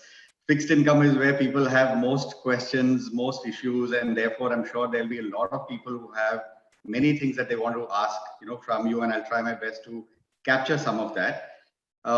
Before I kick off into some of the issues that are topmost in people's minds, I must say that from my own selfish point of view, one thing that I was really looking forward to speaking with you on is your macro views. Over the years, I have been tracking a lot of your macro notes, and what I really liked about that is that you don't sugarcoat, you just say it as it is, and that gives us as readers a very, very good perspective. And frankly, with COVID and with the pandemic and its aftermath, we really need a lot more of inputs on what's the macro situation looking like.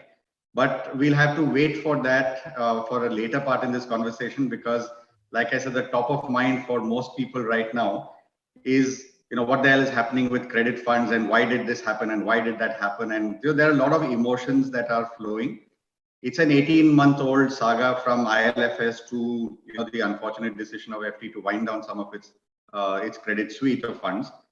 I guess the big question that people are asking for, if you really want some closure on what's happening, is with everything that's happened in the last 18 months, can we take a step back and try and distinguish what out of whatever happened were mistakes that we as an industry have made, and what out of those are market risks that distributors and investors have to accept as a way of life when investing in the fixed income space?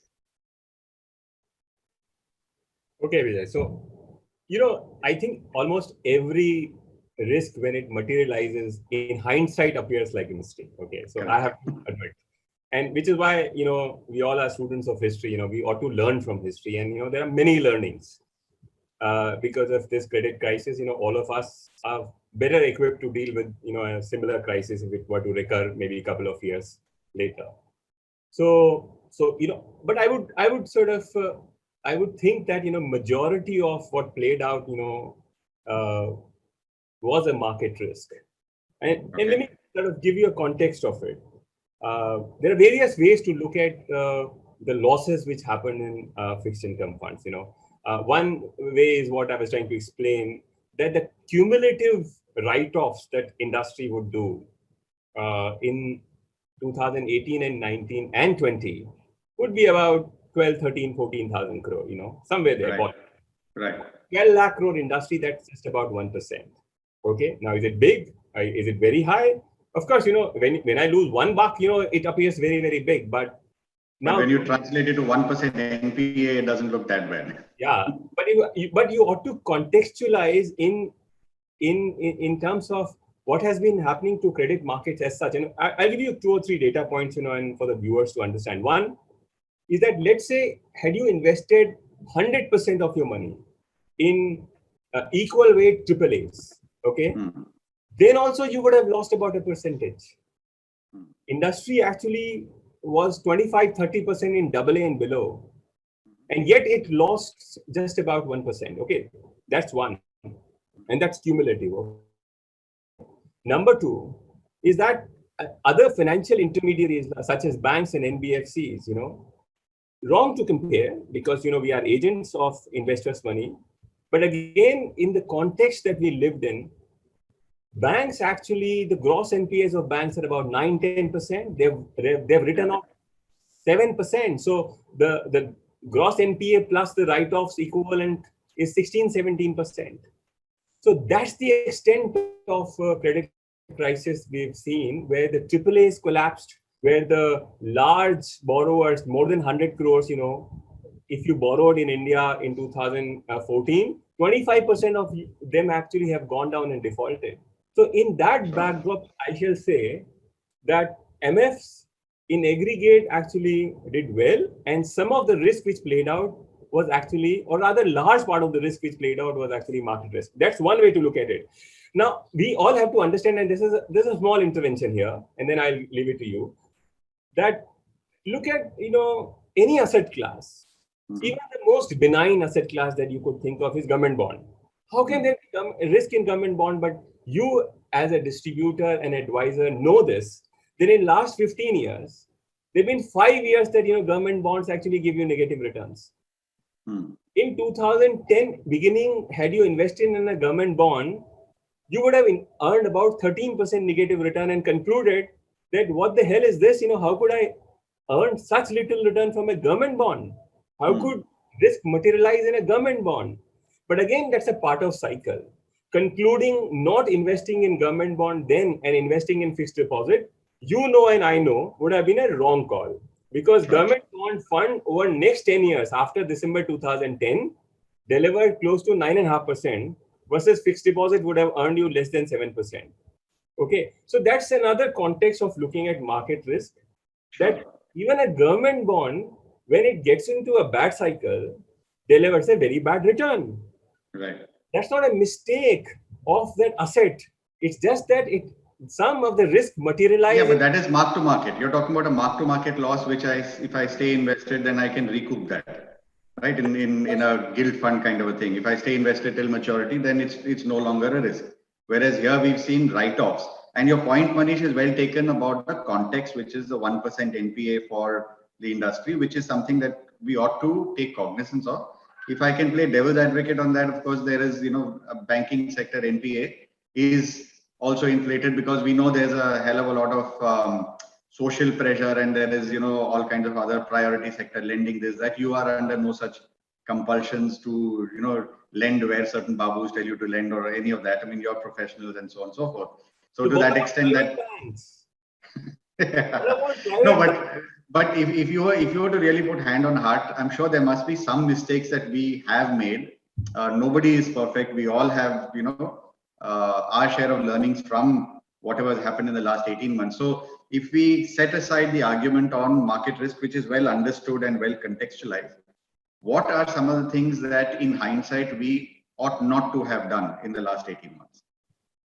There are many learnings, and, I promised that I'm going to write a book on it. Okay. So, Oh, wow. Okay. So many, many learnings, and I hope I'm not fired for that, but nonetheless, you can always write after you're fired. It'll be an even bigger bestseller. Look, there are many, many learnings. Okay. I have to admit there are good learnings and there are bad learnings. So let me state the good learnings, Okay. One is as an asset manager, now we know in hindsight that the fixed income AUM can dwindle, and the investor is prone to groupthink. Okay. Frankly, I've been an absolute admirer of Franklin's liability franchise, but there is a bit of a shock in the manner that there is a run which sort of played out, even on a franchise which actually had a reasonable liability franchise, So knowing this very well, I have to admit that, our view that, we could take 3-4% in a group or a company was the wrong call. We thought 3 or 4% is fine. But that 3-4% actually, when risk materializes, in the run up to that point, it becomes 10% because people run. So I think that's a big learning, which is a very simple one that, cannot run more than 1 to 2% in anything which could potentially be risky in any part of the cycle. If you're a metal company or if you're a lower rated microfinance company, you can't have more than 1% exposure. Okay, that's a big picture understanding on the asset side. The second we realized, of course, is that, in India, for whatever reasons, I think our law is relatively weak. The contracts are not yet executed well. We realized that the group's influence on a good company of a group, could be very high. You look at our case, okay, classic case of, ILNFS. I didn't lend to ILNFS Big Co. Okay, so we thought that it was weak. We lent to a good company of ILNFS called Jharkhand Road Projects. It was an annuity. But to our surprise and shock, even that went down and it didn't pay us for a couple of months. We fought with them and then we started to get our money back. Nonetheless, the learning is that the infiltration of a group is very high, even in a good company. So the weak company, good group combination perhaps does not work. So that's at asset level. But then there are many learnings for a business and liability level also. However diversified that your liability is, as I said, the group thing dominates. The run will happen every 10th year, irrespective of however diversified that franchise is. And therefore, I think the conclusion for us is that though the big wall for an investor is only tax shield, that, he will like to finish his 3 year. And therefore, I think, we cannot take more than a certain amount in our credit funds or any fund which potentially take credit risk more than a certain amount. So that's on the liability side. And the quick one on the product side, I think, there's absolutely no way that we promised ourselves we'll not do credit FMPs. We anyway did not do much. But, in credit FMP, the problem is that, you give us only 15 days, 30 days to complete the portfolio construction. There's absolutely no way that my fund managers can look for 40 securities there. So you invariably are exposed to much higher concentration. So my request to all my brothers and sisters, across fund management communities, that let's just stop this. We will not absolutely credit FMPs. So that's another learning at a product level. So it's interesting you touched upon credit FMPs because if I understand the biggest angst among distributors is not so much about the credit accidents that have happened in credit risk funds, but about cross contamination. Saying, look, credit risk funds, okay, I'm supposed to have understood the risks, I'm supposed to have communicated the risks to my clients, etc., etc. And there the time horizon that was always prescribed thanks to tax laws was 3 years plus and so on and so forth. But we never, thought that it will get, this kind of credit risks will contaminate a lot of the shorter duration products where the investor's time horizon is 3 months, 6 months, 9 months. Or like, let's say a 1 year FMP, short-term funds, ultra short-term funds. That is where the biggest angst is, because you don't have time on your hands to really, salvage the situation or hold on to maturity and so on and so forth. So is there something that, from at an industry level, we can sort of arrive at any form of a consensus saying, look, let's contain credit risk only into the bucket where it ought to be? I'm afraid, we're going to get there unless, you and me and everyone agrees to not do this. It will be wrong to not run credit risk in an ultra short-term fund, but it will also be wrong to call it an ultra short-term fund. Okay. Call this idea that we have peddled, as an industry, that this is a low duration fund and my low duration is better than your low duration. Therefore, you should come to me because my YTM is higher. Now, I hope people have learned this, that, it is not the same low duration. It's only from a duration metric, your risk is same. But on the credit metric, it is different. Correct. Now, the answer to this is, unfortunately, not to have a credit risk-oriented low duration fund. It's a legitimate risk capital, which you and I may want to participate in. Okay. So I hope our regulators do not shun this completely. Yet it is on us as fund managers to put it out in public domain that my low duration is actually a non-credit low duration, whereas let's say Franklin's low duration has a little bit of a credit in it, which in good times will do very well. Maybe in bad times it will not do so well. So I think, the learning for me and for my community is to put out binding constraints. Yeah, correct. This low duration fund of mine would only do so much for you. It will run lower than 1 year duration. It will not run anything which is less than AA minus. It will not buy anything more than 1% of a portfolio if it is non-AAA. And that's it. And So are these the constraints you put on your product suite? Absolutely. We put out a binding constraint about 8-9 months ago. I don't know whether it's reached people, but these are the constraints that we adhere to now across. Right. Yeah. Again, for us, we did not allow it to contaminate in ultra short, low duration, short banking PSU. We don't buy perpetuals in many of these bond funds. We don't buy low risk, high risk bonds in these funds. So 95% of our AUM did not get contaminated because of the credit crisis.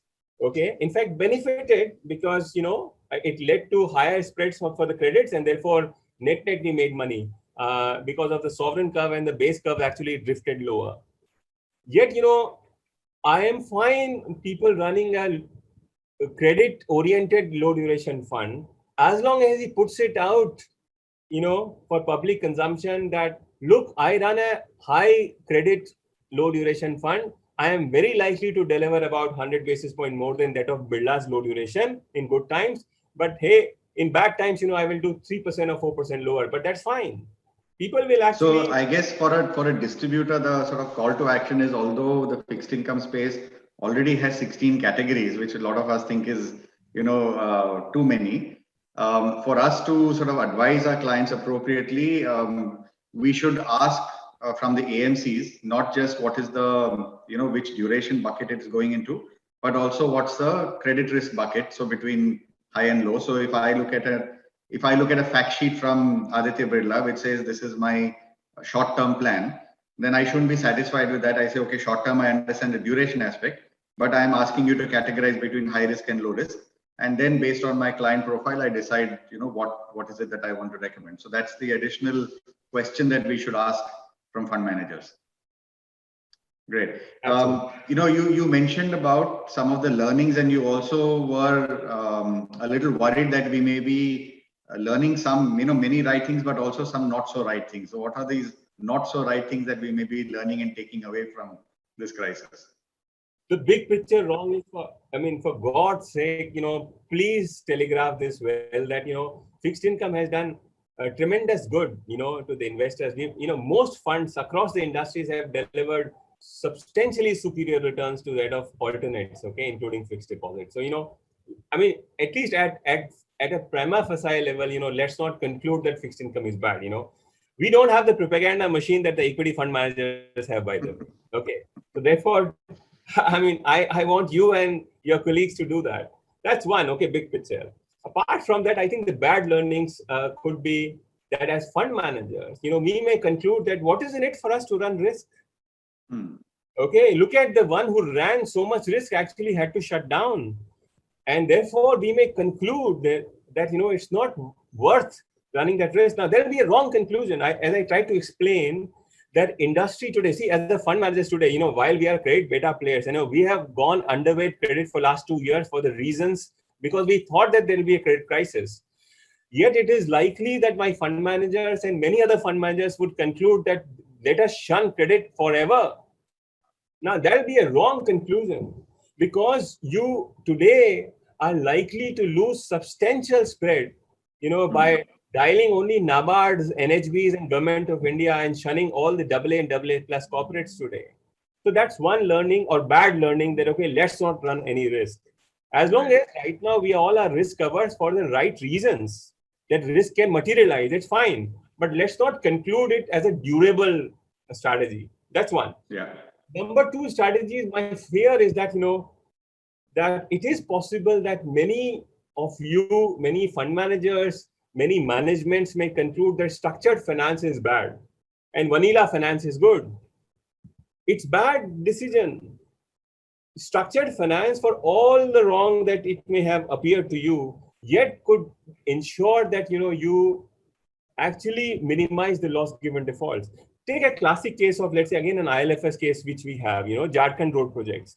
It's a structured finance. It's a AA SO company originally. Now, when everything that could go bad, went bad there. Yet, we could actually ensure that, we start to get money back as long as, the contract is good, as long as the structure is good.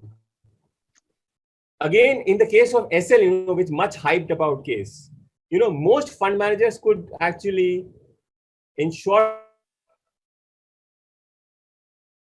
could come back. But what happened to the Dewan Housing's case? What happened to the Reliance Capital, Reliance Home? These contracts or the conclusion of or resolution of these actually are going to take very, very long. So I think a second learning that vanilla finance and a balance sheet is good and structured finance is wrong, I think is a wrong decision that you and I would make. So these are the bad learnings, I would say. Okay. You talked about resolution, might take a very long time, and I'm just prompted to look at a question that has come in from Mukesh Taneja, who says, so tell us, what's the ideal time horizon for a credit risk fund? So how, we've been talking about 3 years is a time horizon because that's driven by tax. Should we still be looking at 3 years, or should we be looking at a much longer time horizon to allow a whole cycle to play out? Okay, see, unless a credit crisis pops up, okay, while you are invested, it is going to get somewhat longer. Otherwise, 3 years is a reasonable time frame. Okay, I think that majority of you, if you've stayed invested in credit funds in 5 years, you've had a reasonable performance. Even today, our credit funds in last 5 years, had you invested 5 years ago, you would have earned 7.5% return. So it's fine. But if you invested 2.5 years ago, it's a bad outcome right now, and you ought to stay until this crisis sort of settles down, the spreads settle down, the recoveries come back to all of us, to us and to many other credit funds. My general view is that generally 3 years fine. But if the credit crisis pops out, then you ought to stay maybe about 1 or 2 years longer. This is the same thing for equities, by the way. It's possible that 3, 4, 5 years is reasonable time frame. But if you invest in a January 2008 in equity, you ought to stay longer, because it's just that you got trapped in a bad cycle, so to say. Sure. I think 3 years are fine for 90% of the times, but once in a while credit crisis unfolds, you sort of just be patient, and you will get a reasonable returns once you go through the crisis. Sure. There's another question, Manish, that has come in, and I'm sure you'll love it. It's from Basavaraj M. He says, is it advisable to switch equity funds to fixed income funds in the present situation? No, you would love this. I think I've shared with you, I'm extremely bullish equity. I was actually quite bearish equity throughout 2017 to 19. Okay. And I turned constructive end March because of a variety of reasons. I think I've explained to you, but the virus was timid. I think I'm expecting a large amount of reflation because of central banks and fiscal authorities. I think we'll talk about it later, but don't do that. It's time right now to go overweight equities. Okay. Personally, so that coming from a head of fixed income is quite a statement. No. Again, the head of fixed income is a position my organization is giving me. If any asset manager does not know all assets, he can't manage any asset you give him. Correct. I ought to know commodities. I ought to know currency. I ought to know equities as much as most probably my brothers and sisters in equity side. Otherwise I won't get the government bond right. So this is a fixed income fund manager I do for living. But my favorite. But the intellect takes in a lot more than that. I understand, and which brings me to the part of the conversation that I'm really looking forward to learning a lot from you, which is the macro perspective. Obviously, the most important thing we're dealing with is really the COVID issue, and in what way might it impact growth? In what way might it impact inflation, the economy, etc. What's your thinking now on this? See, COVID-19, of course, I think I'm not going to discuss much of a bad news because everyone knows it, okay, that, Yes. it's going to mean an unprecedented drawdown of growth. The world will most probably degrow at 6%, inflation will be 0. Everything has been well telegraphed by many economists and analysts. I want to give you a perspective that finally, this is a virus, okay? It's an event-led collapse that we are experiencing. Okay. Yeah. It is not it's not a structural collapse. Very soon in 6-8 months time, you'll have reasonable meds. In about a year's time, you will have vaccines. And then, there'll be a clawback of growth. So Correct. If you are an investor in anything, including real estate and equities, think of this now as a cumulative 2020 and 2021 growth. Okay. Don't bother about 2020. Everyone knows it's collapsed. Okay. Because we all are sitting at home, not consuming anything, discretionary, of course, would result in sharp collapse in the activity.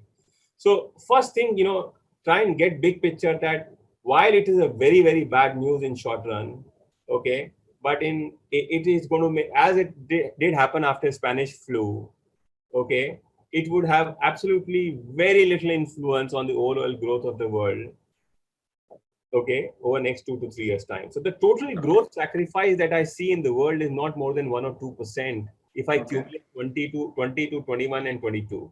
Okay, that's one.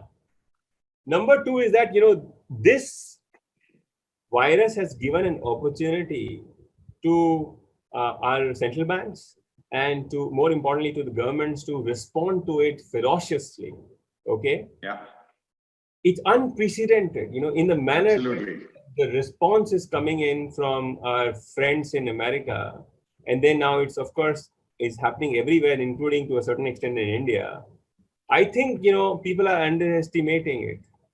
The central bank, like think of a Fed, its balance sheet in about 6-8 months time will be $11-12 trillion. Correct. Unimaginable. From $4 trillion less than 6 months ago. On a $20 trillion economy, he's adding 35-40%. The Fed balance sheet is, bloating to that extent. Imagine the same thing were to happen in India. It's equivalent of 70 lakh crore of money printing in India, if it were to happen in India. Correct. It don't happen, yeah. So in a sense, what is happening right now is that virus is hurting us very badly, but there is going to be a quick clampback of the sort of growth in 2021 once we recover from this trauma. and we will recover from this trauma very, very quickly. So it's not a durable one. And then because it is being assisted by a ferocious and in terms of size, unprecedented response from governments across the world, including central banks, my sense is that, the big picture is that there's going to be a massive reflation in the world in next couple of years. That's my big picture. So will that reflation also mean reflation of asset prices like we saw in 2009, 2010?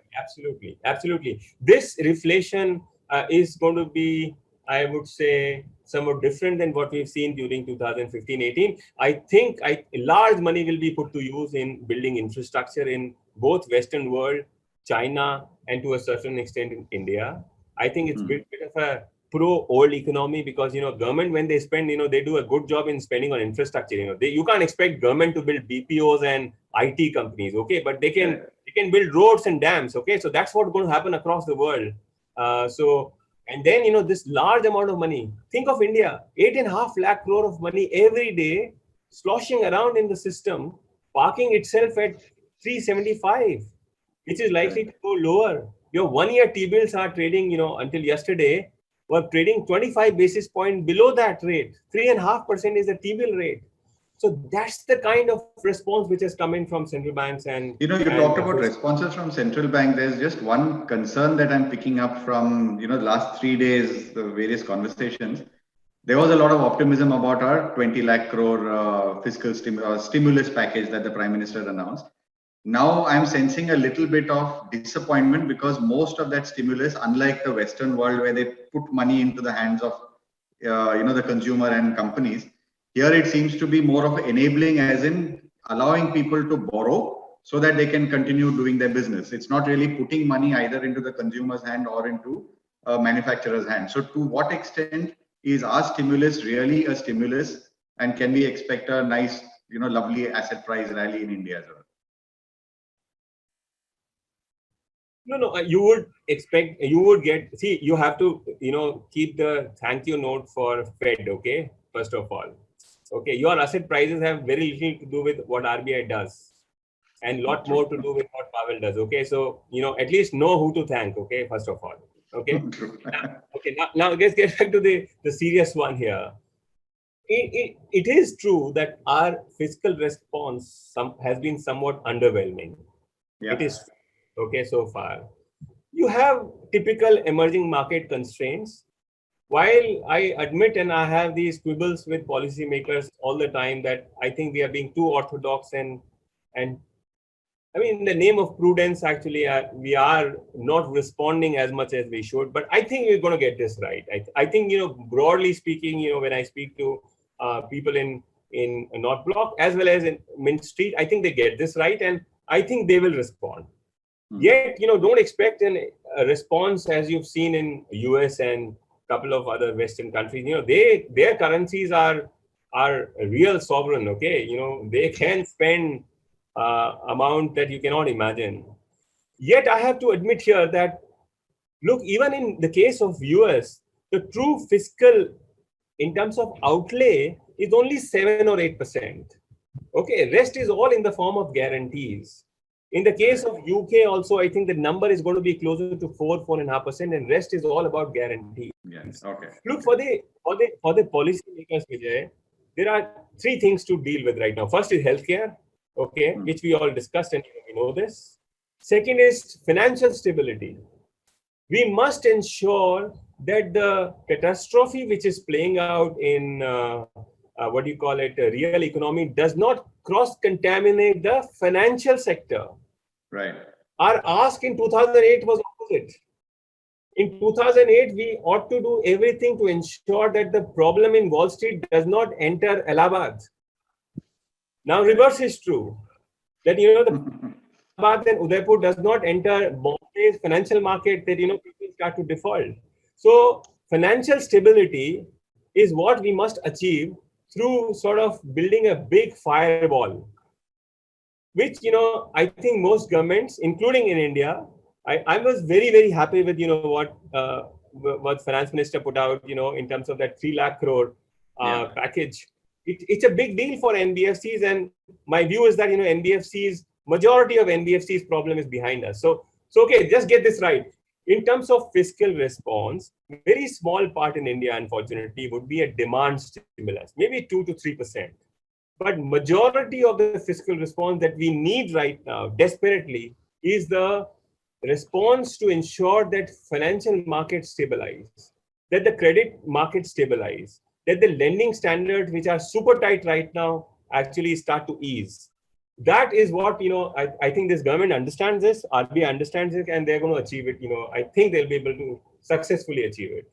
Sure. No, while I would have liked to ask you many more follow-up questions on the macro, because that's an area of my personal interest. I'm just looking at some of the questions that are coming in from people who are, watching you and hearing you. A couple of questions very similar are from Harendra Bisht and from Virendra Sharma. What they're looking for is what's the best. So one of them says, what's the best stable income portfolio for retirement portfolio, the stable income fund. The other one says, what's the best debt fund for a retired woman customer with fixed income requirements, etc., with a 5-year horizon. So basically, for retirement money to be consumed during retirement, what within the fixed income suite would you recommend, or even outside the fixed income suite?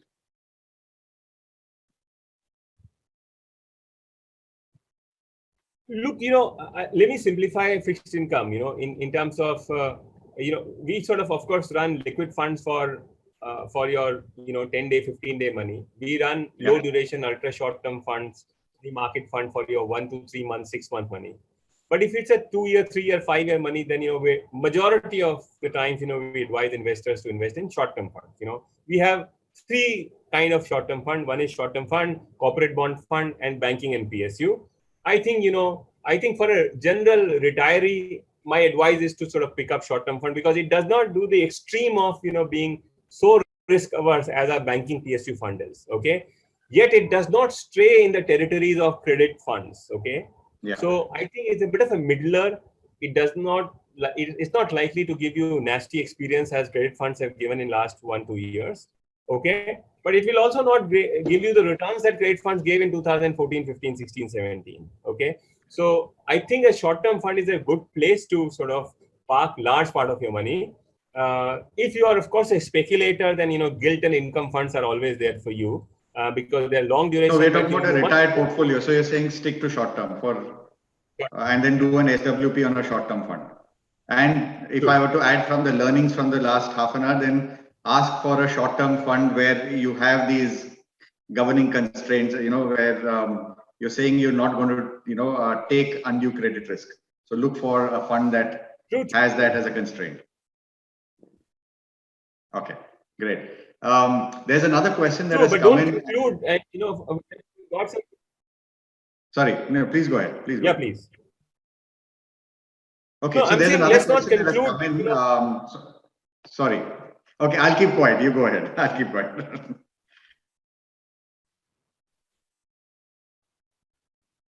Okay, the point is that we let us not conclude that the credit funds is not a good allocation. It's a bad cycle which played out for them. Yet I must insist that some part of your wealth should be allocated to these funds once this big trauma sort of is over. I think it's gotten over, but you may want to wait for another 3-6 months. And don't forget to allocate, small bit of your money, 3, 4, 5% of your allocation should be to these funds. I think these are legitimate platforms to earn you extra over long periods of time. But just be aware that these risks do materialize once in a while, as they do in every asset class. Yeah, sure. So there's another viewer who's posed a question. He's taken your view very seriously about you having to have a view across asset classes and across funds. So Gaurav Quatra has a very pointed question for you. He says, look, your pharma and healthcare fund has given a very good return, almost 19%. Is it time for me to switch from there to your corporate bond fund? No. Look, again, for an average. That's a tough question for you to answer. It's not a tough question. I have, specific views on pharma, but I won't explain this, here now. My general advice is to be very, very careful in picking up these sector-specific funds, unless you know this in and out of it, okay? It's like a gilt fund, okay? They're going to give you, like my gilt fund gave you 16% return, but it did not find a minute of mention in our conversation, because I do not want you to have a repeat of a 2010s experience, you know? Yeah. Do you know when to exit this? So basically, again, a pharma fund or any sector-specific fund actually entails a lot more risk, because you know the beta is a lot more. In a normal diversified businesses funds, you know, there are many balancers. Then, you know, sometimes pharma is doing, sometimes IT is doing very well, sometimes something else is doing well. In pharma, you're taking a very specific bet. But you know, this man has made good returns, so good luck. And yeah, talk to our guys as to what to do. But let's not make the mistake of, you know, undialing pharma and straight away go to the most risk averse category, which is corporate bond fund. This boom bust cycle that we all go through as human beings, that we become so excessively greedy in 2017, thinking that, okay, credit fund is the end game of everything in fixed income, to the point now that no, I shall not invest in anything but fixed deposit, which is the same thing which is playing out in front of us right now, that, okay, let me get into pharma and then, you know, quickly corporate bond. Sure, absolutely. The other angle is also about maintaining an asset allocation discipline, because one is equity, one is fixed income. You know, you ought to see, you know, what the asset allocation for the client demand. I have finally a question for you, Manish, on macro. So it allows me to go back to where, you know, I wanted the discussion to be. Sunil Kamdar has a question for you. He says, sir, there is a global stimulus of more than $8 trillion. This will generate a lot of liquidity globally. Secondly, India government borrowing is increasing. What will be the effect on interest rates due to these factors? So both the things, one is global liquidity and the fact that India's borrowing is increasing substantially. How do you see interest rates scenario playing out? Look, you know, I'll give you a big picture, okay, that most probably India's nominal GDP this year would actually degrow. Nominal GDP, I'm not talking about real GDP, nominal, meaning inflation will be near zero and growth will be negative. Now, in that environment, basically 1 year T-bills, you know, even at 375, 380 where they are right now, are actually very high. How can you have 1 year sovereign higher than the nominal GDP growth? Yeah. So much higher. So the real rates, despite the fact that the interest rates have fallen so substantially, people have to appreciate that the real rates have not fallen. They've actually risen in India.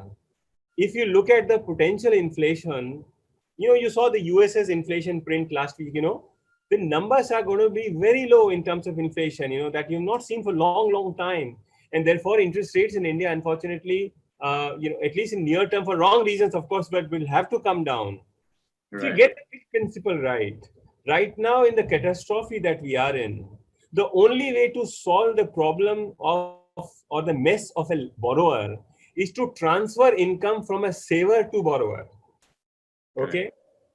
So right now, the corporates and all the borrowers are struggling in a significant manner because their earnings are diminished right now.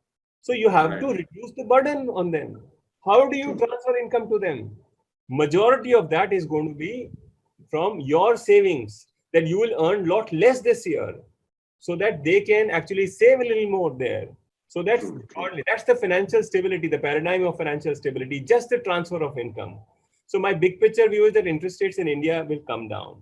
Yet I advise you to go overweight equity, is because in the end, you know, you don't want to lock your money in an emerging market like India, which is very likely to grow in at least in terms of nominal growth over next 10, 15 years or 5 years at 10, 12% minimum or more. Why would you like to sort of, you know, lock your money in a government bond at 5.5%, 6% right now? So in terms of an investor, my advice is go overweight equity now. In terms of your near-term thing, don't bother, stay in fixed income, okay? If you're a 6-month, 12-month investor, because you're going to make a reasonable real return there. If you're a speculator, then, of course, buy bonds, because RBI is going to buy from you at 50 basis points, 75 basis point lower from here. So the answer to this question is many. Is very nuanced, and I think as you very correctly put it out, if you have a long-term horizon, go on front foot. You should not be on back foot if you have a long-term horizon.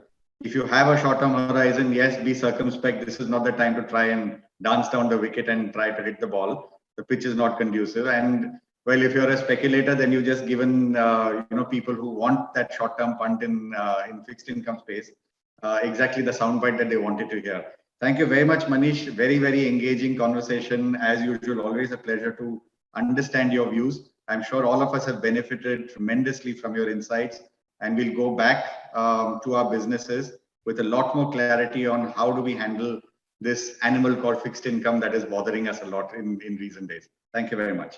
Thank you.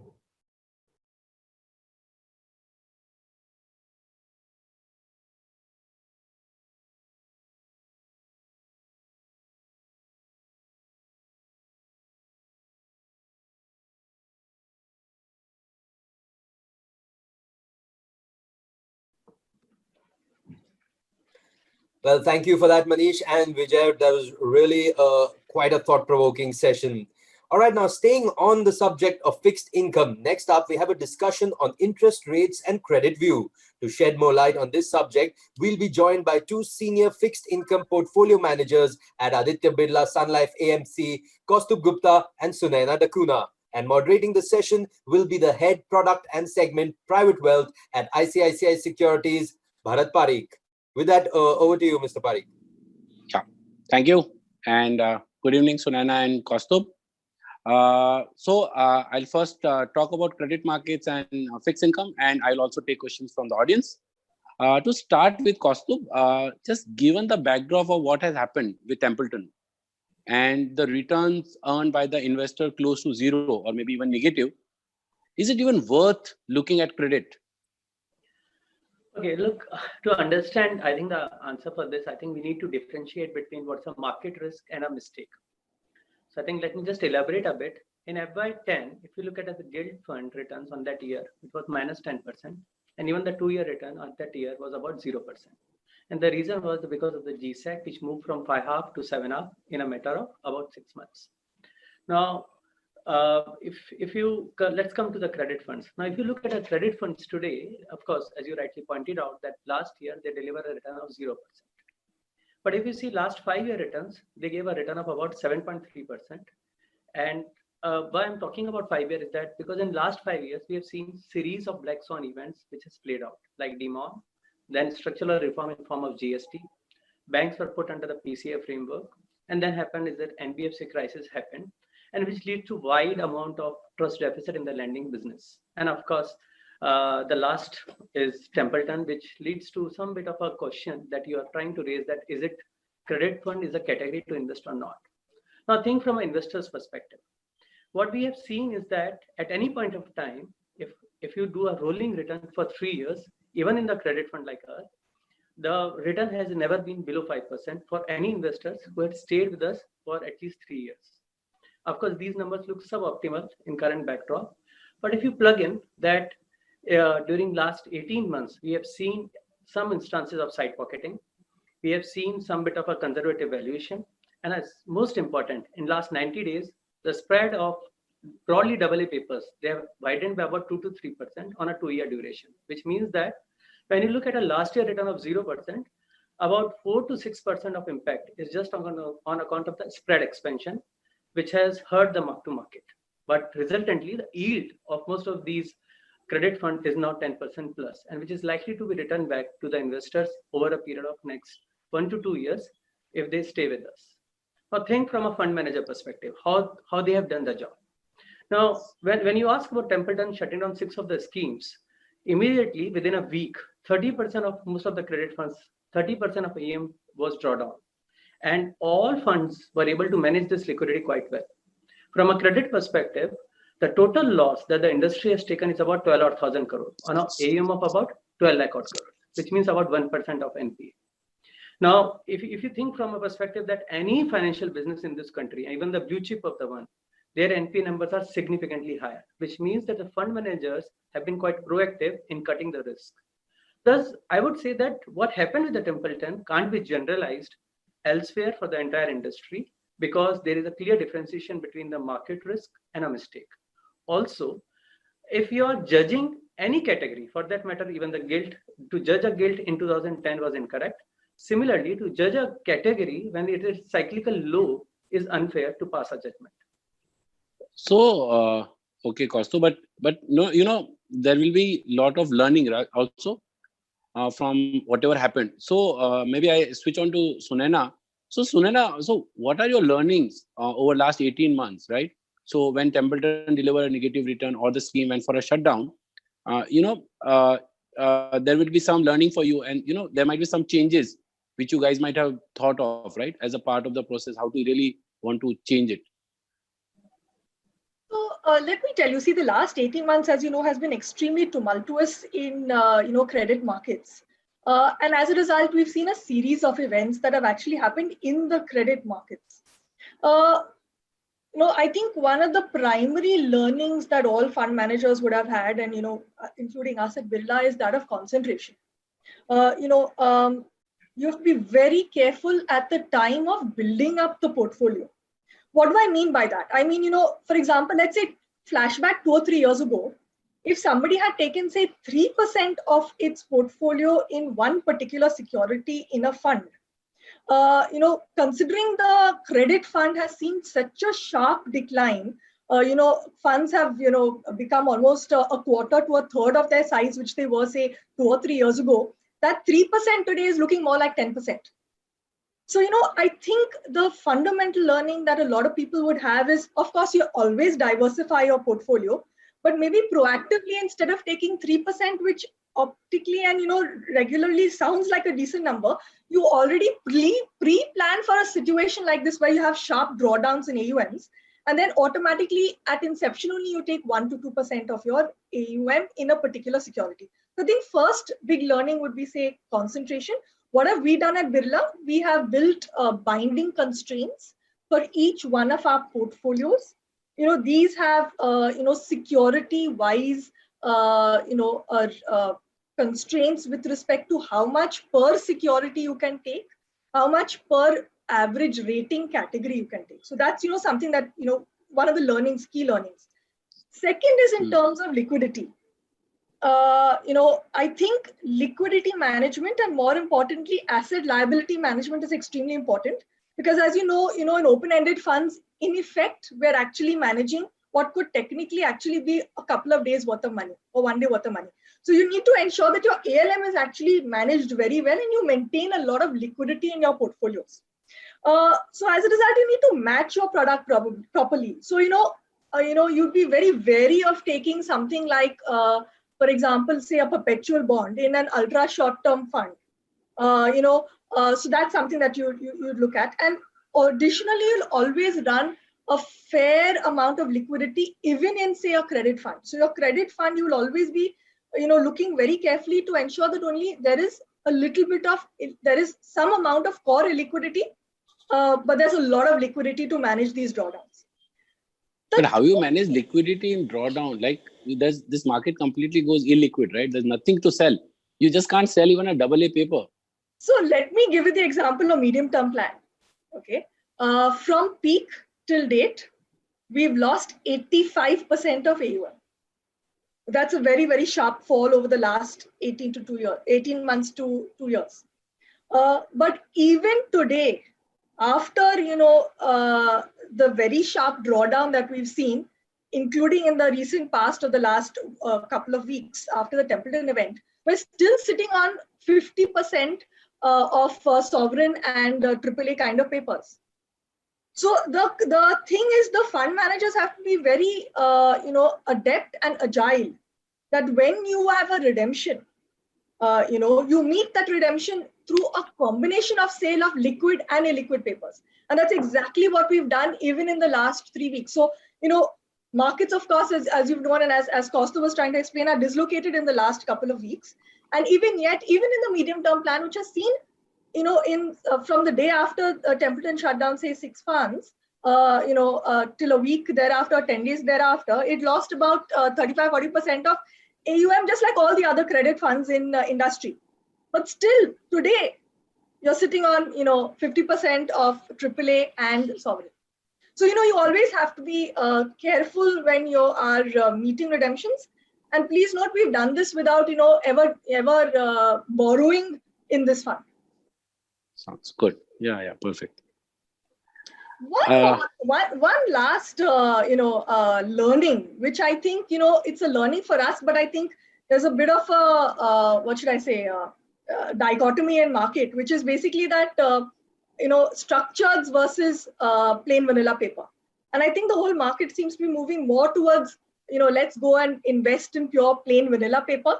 But our experience has been that a well-structured, good paper where there is a very well-defined cash flow structure may probably hold you in better stead than a plain vanilla. Classic example is our Jharkhand roads versus say an ILNFS. Because of the whole group issue, we went under moratorium even for Jharkhand roads, which is an SPV but a state annuity.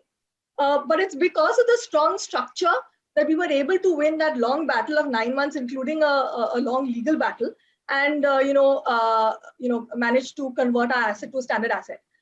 Similarly, say for a lot is written about loan against shares, but if for a loan against shares initial paper which had a decent cover, industry has seen a minimum of 95 and above kind of recovery, versus say a plain vanilla AAA, AA plus kind of, let's say an NBFC paper, where recoveries are being spoken about as 25-30%.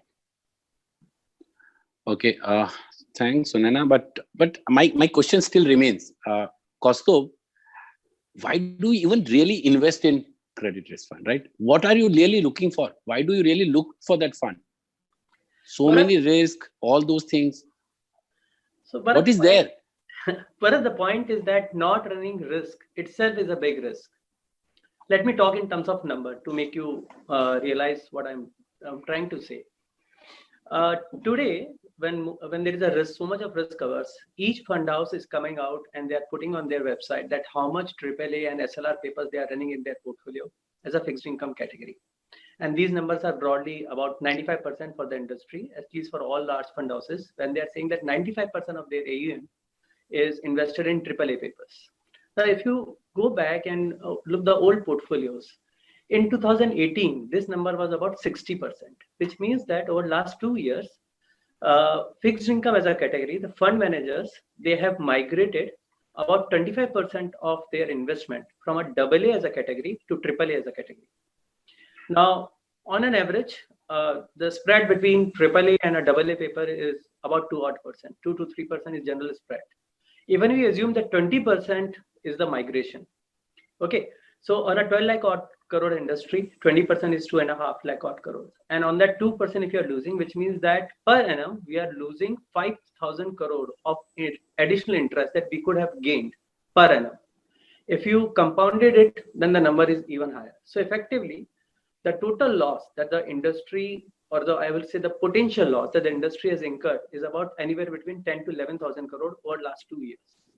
So the point that I'm trying to say is that till the time the fund management team can ensure that both the probability of default and loss given default are less, I think this category deserves its due credit. Further, I think with the fiasco with the Templeton has gone through and the learning that Sunena just highlighted, it looks like these events generally make the industry resilient, investors much more aware. And so the probability of default and loss given default incrementally, I would say, will be even lesser. Despite that in last 2 years, fund managers has done a very reasonable job as far as cutting down the risk is concerned. So there is a risk return trade-off. And if we are moving as an industry from AA or AA plus paper to AAA, there is a reasonable amount of sacrifice in terms of return, which has been done at our end. So over a period, because of compounding, I think this turned out to be a big number.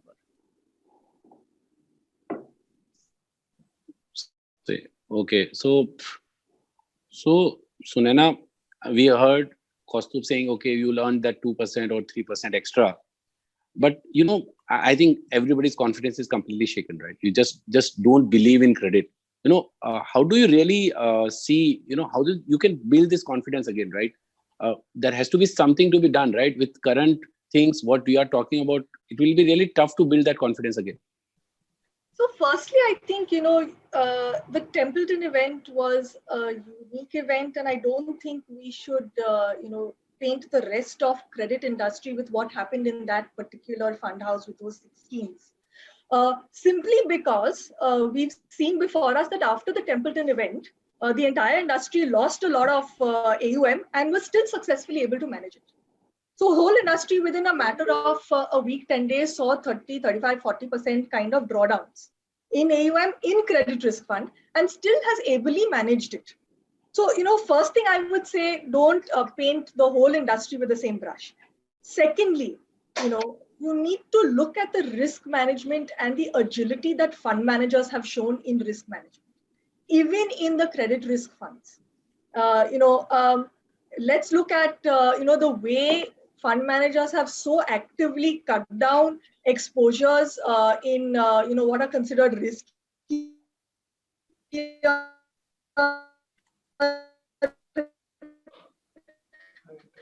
assets like real estate, like promoter funding, about a 19% exposure. And even within that, you're actually seeing that, the quality of the NBFCs taken have actually moved to the, the more AAA, AA plus kind of NBFCs. So what I'm trying to say is that, look at the agility with which fund managers have cut risk, and then look at the way the other financial intermediaries such as banks and NBFCs have faced. I think in one of the earlier questions, Kaustubh was talking about the fact that industry over the last 2 years has seen about 12,000 crore of overall fall to say non-investment grade papers, and that's about 1% of the total fixed income AUM that industry manages. If you look at what happens in say a bank, banks have written off over the last 5-6 years about 7 lakh crore. They're currently sitting on about 9 lakh crore of NPAs. That's about 14-15% of a credit loss. Similar number for NBFCs would be, even some of the best NBFCs, 6 to 8%. So what I'm trying to say is that while we look at it, with the hindsight and the experience of the last 18 months or 2 years, you actually have to look at it from a slightly broader perspective and realize that fund managers, at least we at Birla, do not follow a relationship banking concept. The moment any but that's okay, but we are not banks, right? We are actually a fund house, right? It can't be compared to a bank in terms of the credit, in terms of the rates, right? Which is why then I will speak on what is, what would be considered very important from an investment perspective, and that's your experience. And what has actually been the experience, of people who have come in credit funds, and I'll talk about our 2 credit funds, let's say credit risk fund and medium term plan. Both these funds together at peak were about 21,500 crore. And till say about November 2019, we would have, I think about 13,500 crore of AUM would have left us. Now, what experience have those guys actually got who left us? They would have been between 5 to 7%, assuming that these guys have come in or left us immediately after their 3 years got over. So, that's the kind of experience they saw despite such a large, credit events in the market. Now look at, the 4,500-5,000 crore that is left with us today. How will that experience build? Now, if they have patience, as Kaustubh was said earlier, spreads have really blown out. Yield curves have got dislocated. Even a 2% reduction in spread for a AAA kind of a portfolio, which is generally what a credit fund would be, for running like a 2-year duration will add about 4 to 6% in a normalized return scenario. So normalization of returns, more importantly recoveries that you could potentially have, and in Birla's case we have those 3 IL&FS SPVs. That could for an investor who remains with us and waits it out with a little bit more patience, that could add to the experience that you get. Now we talk. So you'll continue with the same investment, or there will be something which you will not touch now, right? There will be some sectors or something which you don't want to touch, or is it just going to be the way we manage so far? No, so I think from a company perspective, we will avoid those companies that are very levered. We've always avoided financially levered companies, but I think in this environment, you also have to look at those which are operationally levered, because now the lines are quite blurred between financial and operational leverage. As far as what we'll actually avoid, group analysis has always been very important for us. But we would have taken exposure maybe to a very strong company in a not so strong group. That is something I think which we will avoid now. Case in point would be something like a Jharkhand Roads. But most important, if you're asking what kind of sectors maybe that we'd kind of avoid, consumer discretionary, travel, tourism,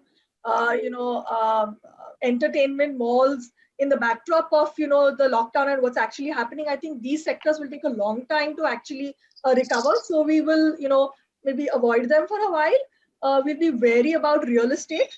But I think with manufacturing activity set to pick up, that will probably be something that we look to add risk in.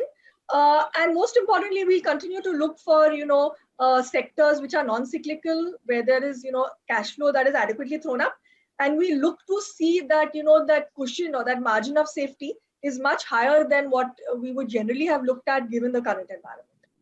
Okay, so I'll take some questions from the audience, and I'm getting those online. So I think it's maybe a good time to take few of them first before we, I ask what I really want to ask.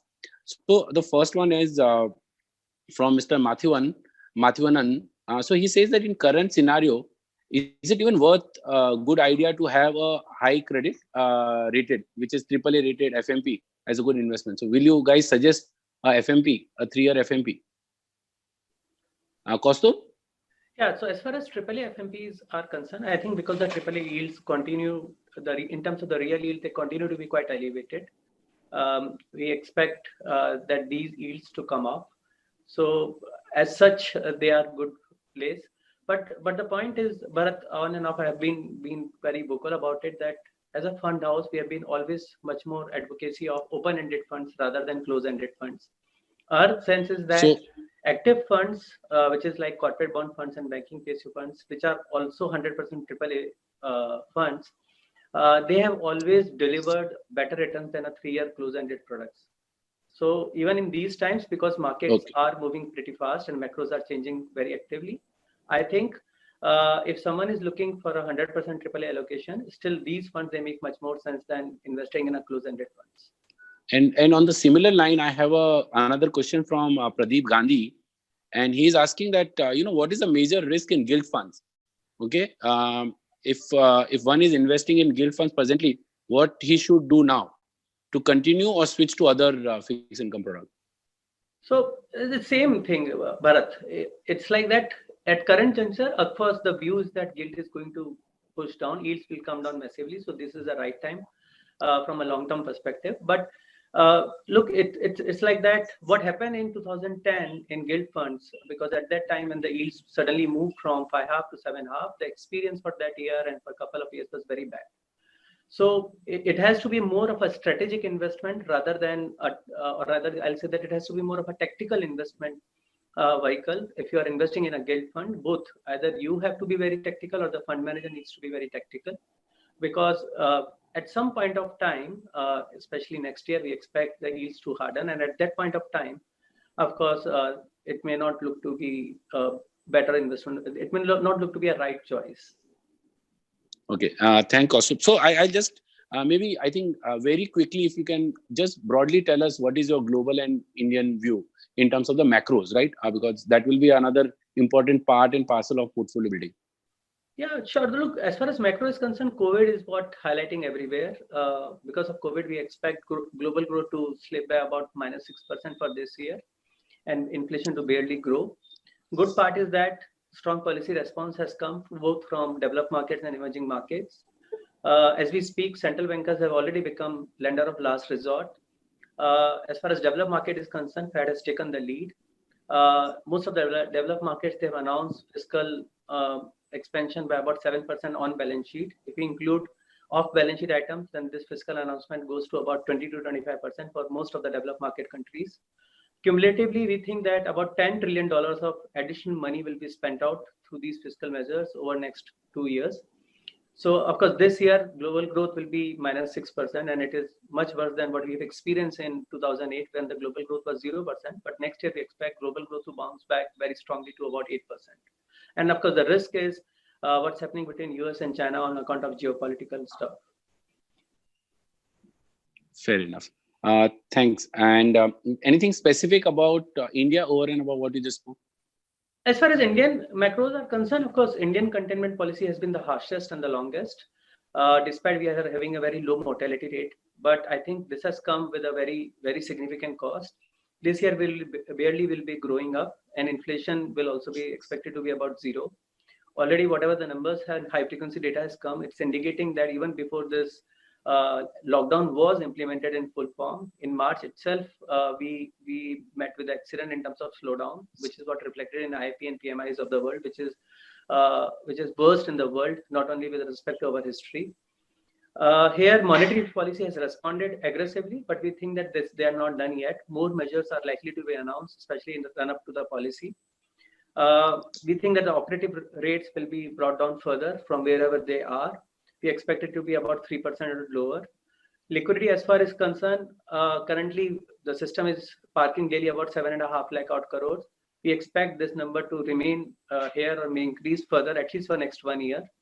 As far as fiscal is concerned, of course, up till now, whatever announcement has come, I think they are more or less they are underwhelmed the market expectations. Maybe because we are having an emerging market constraint on ourselves, and they are mostly focused on financial stability as of now. But I think over a period of next 1 year, as growth numbers come up, even the policymakers on that front will respond. From a fixed income perspective, we are getting one of the highest real yield terms this year. So given that the liquidity is surplus, it makes sense to invest in these high yield products and high real yield across the board, whether it's AAA or AA's. So on the same line, there are some questions from the audience, and somebody is asking, what will be your advice for a senior citizen?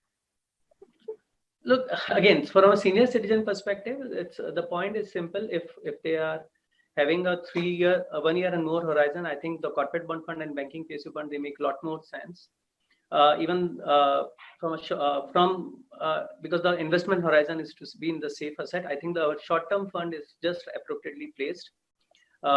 It's neither a pure credit funds, nor it's like a too much risk covers like these corporate bond funds and banking PSU funds. So it's placed somewhere in between these two categories. So I think that is the best asset class for them. From investors who are from a longer term perspective, I would suggest them that it's right time to invest even in these credit funds. Given that the markets are dislocated, we are getting a significantly higher amount of margin of safety for investments. And I think with the... So you are suggesting a senior citizen to invest in credit fund, Kaustubh? Yeah, from a longer term perspective, I think they should look to our short term fund, which is a mix of credit and AAA's, or from that perspective, for the senior citizen perspective only. But if the investor who is having a 3 year or more horizon, I think credit funds also make reasonably a lot more sense now. So broadly, so what's your big, if you can just quickly tell, broadly how you, summarize your investments, right? Incrementally, what are the trades?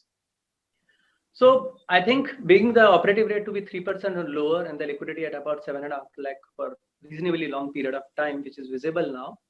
For a 3-month period, I think investors should move away from liquid fund to more like ultra short-term, low duration and money market funds. If the investors are having a 1 year kind of horizon, corporate bond funds and banking PSU funds, which are 100% AAA, they make a lot more sense now. If the investors are having a little longer horizon, which is about 3 years or so, both short-term fund, which is a mix of AAA and AA strategy, and credit funds, they make a lot more sense now. So quickly just tell us that, so you spoke about the short-term fund. Can you tell me what can be the expected return for say over next 2 years or so for your short-term fund? It's a question from the audience. I got it. Look, it's not about what is the expected return. The point is that today when AAA curves on 2 year and 3 year, they're trading in the range of 575 centric point. the spread of AA and AAA, they have actually exploded or dislocated. And today, on an average, we are getting a AA paper at a spread of about 400 to 600 basis points. So the margin of safety is very high. Yeah, one number de de bhai. Range de de. Make it life easy. Our audience want to know broadly what range of return you will get. So the point is that these are significantly good YTM of about 8.5% on a 2 to 3 year of duration. We think that rates and these spreads, they can collapse by about at least 200 to 300 basis points over next 1 year. So accordingly, on that duration, the spread compression, the investors can easily manage reasonably much better returns. So thank you, Kaustubh. Thank you, Sunaina. I think we have witnessed a very tough time for credit markets. We have witnessed shutdown of 6 months from Franklin Templeton. We have witnessed series of credit events. And look is what is happening. I think what you guys are suggesting is that if there's somebody has really have a risk appetite today, he has to look at the fact of that additional return of 2-3% what you spoke about. Also factor in the risk associated with those funds. Look at the processes which has been enhanced, the new mitigants which have been built into the portfolio construction strategy, and considering all those things, you take an informed decision and look deep into the portfolios and the details of the portfolio before you take those decisions. With those remarks, thank you both of you. Thank you, Bharat.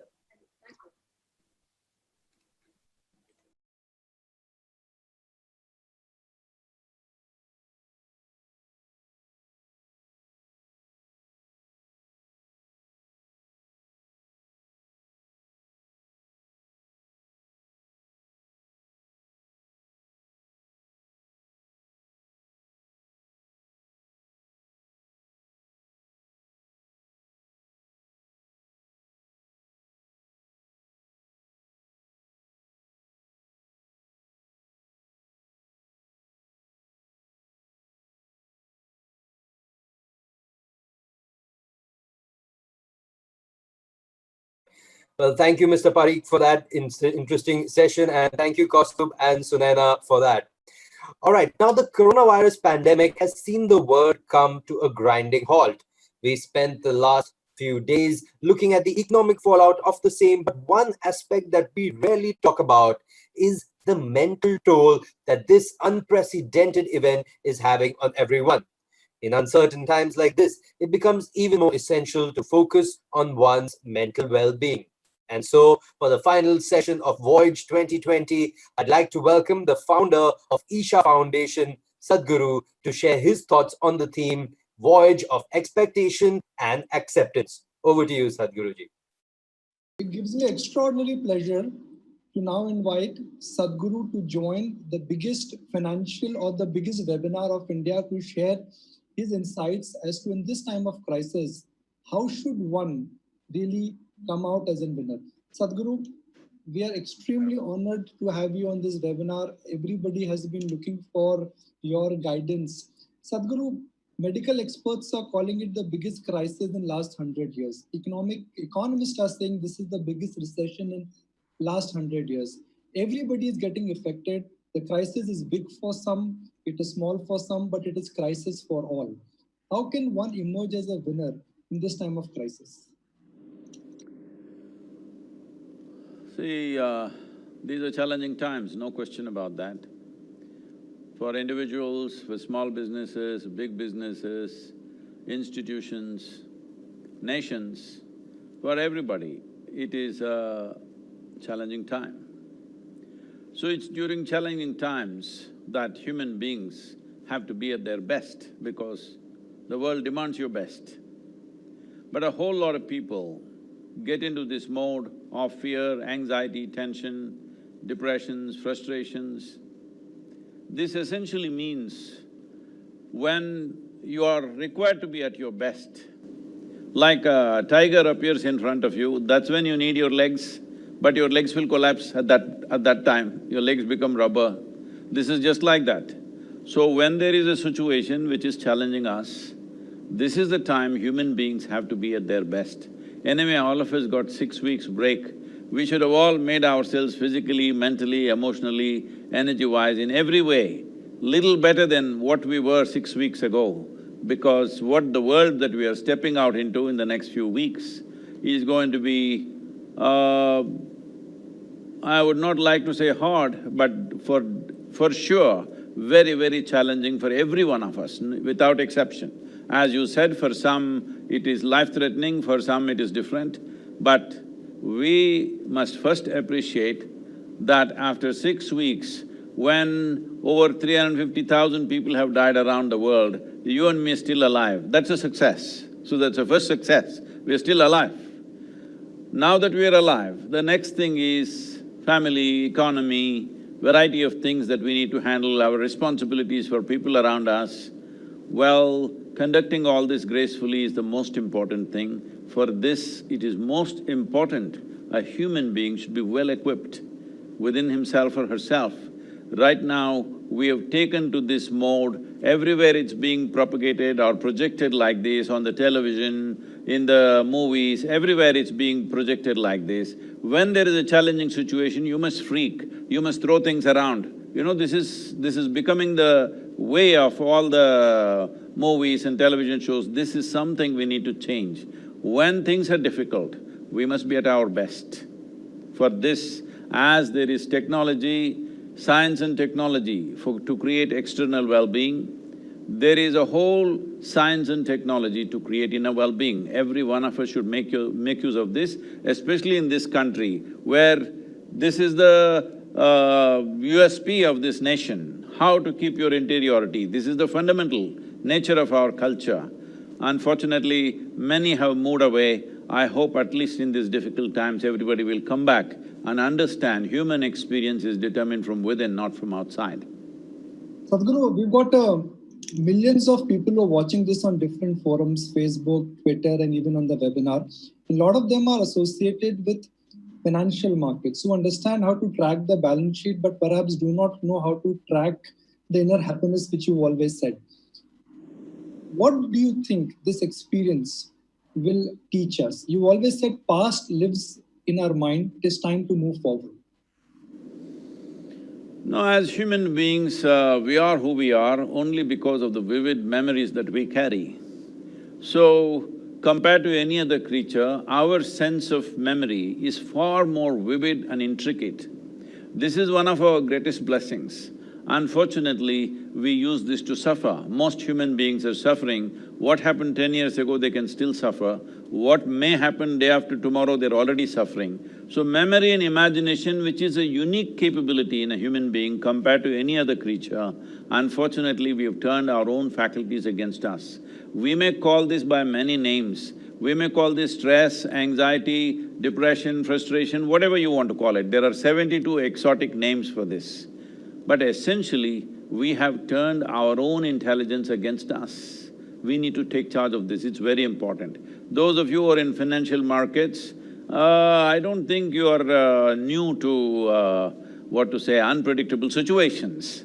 This is just one more for you. You've gotten into the financial market because you enjoy the thrill of riding unpredictable situations. When you ride it better than somebody else, you are a big success.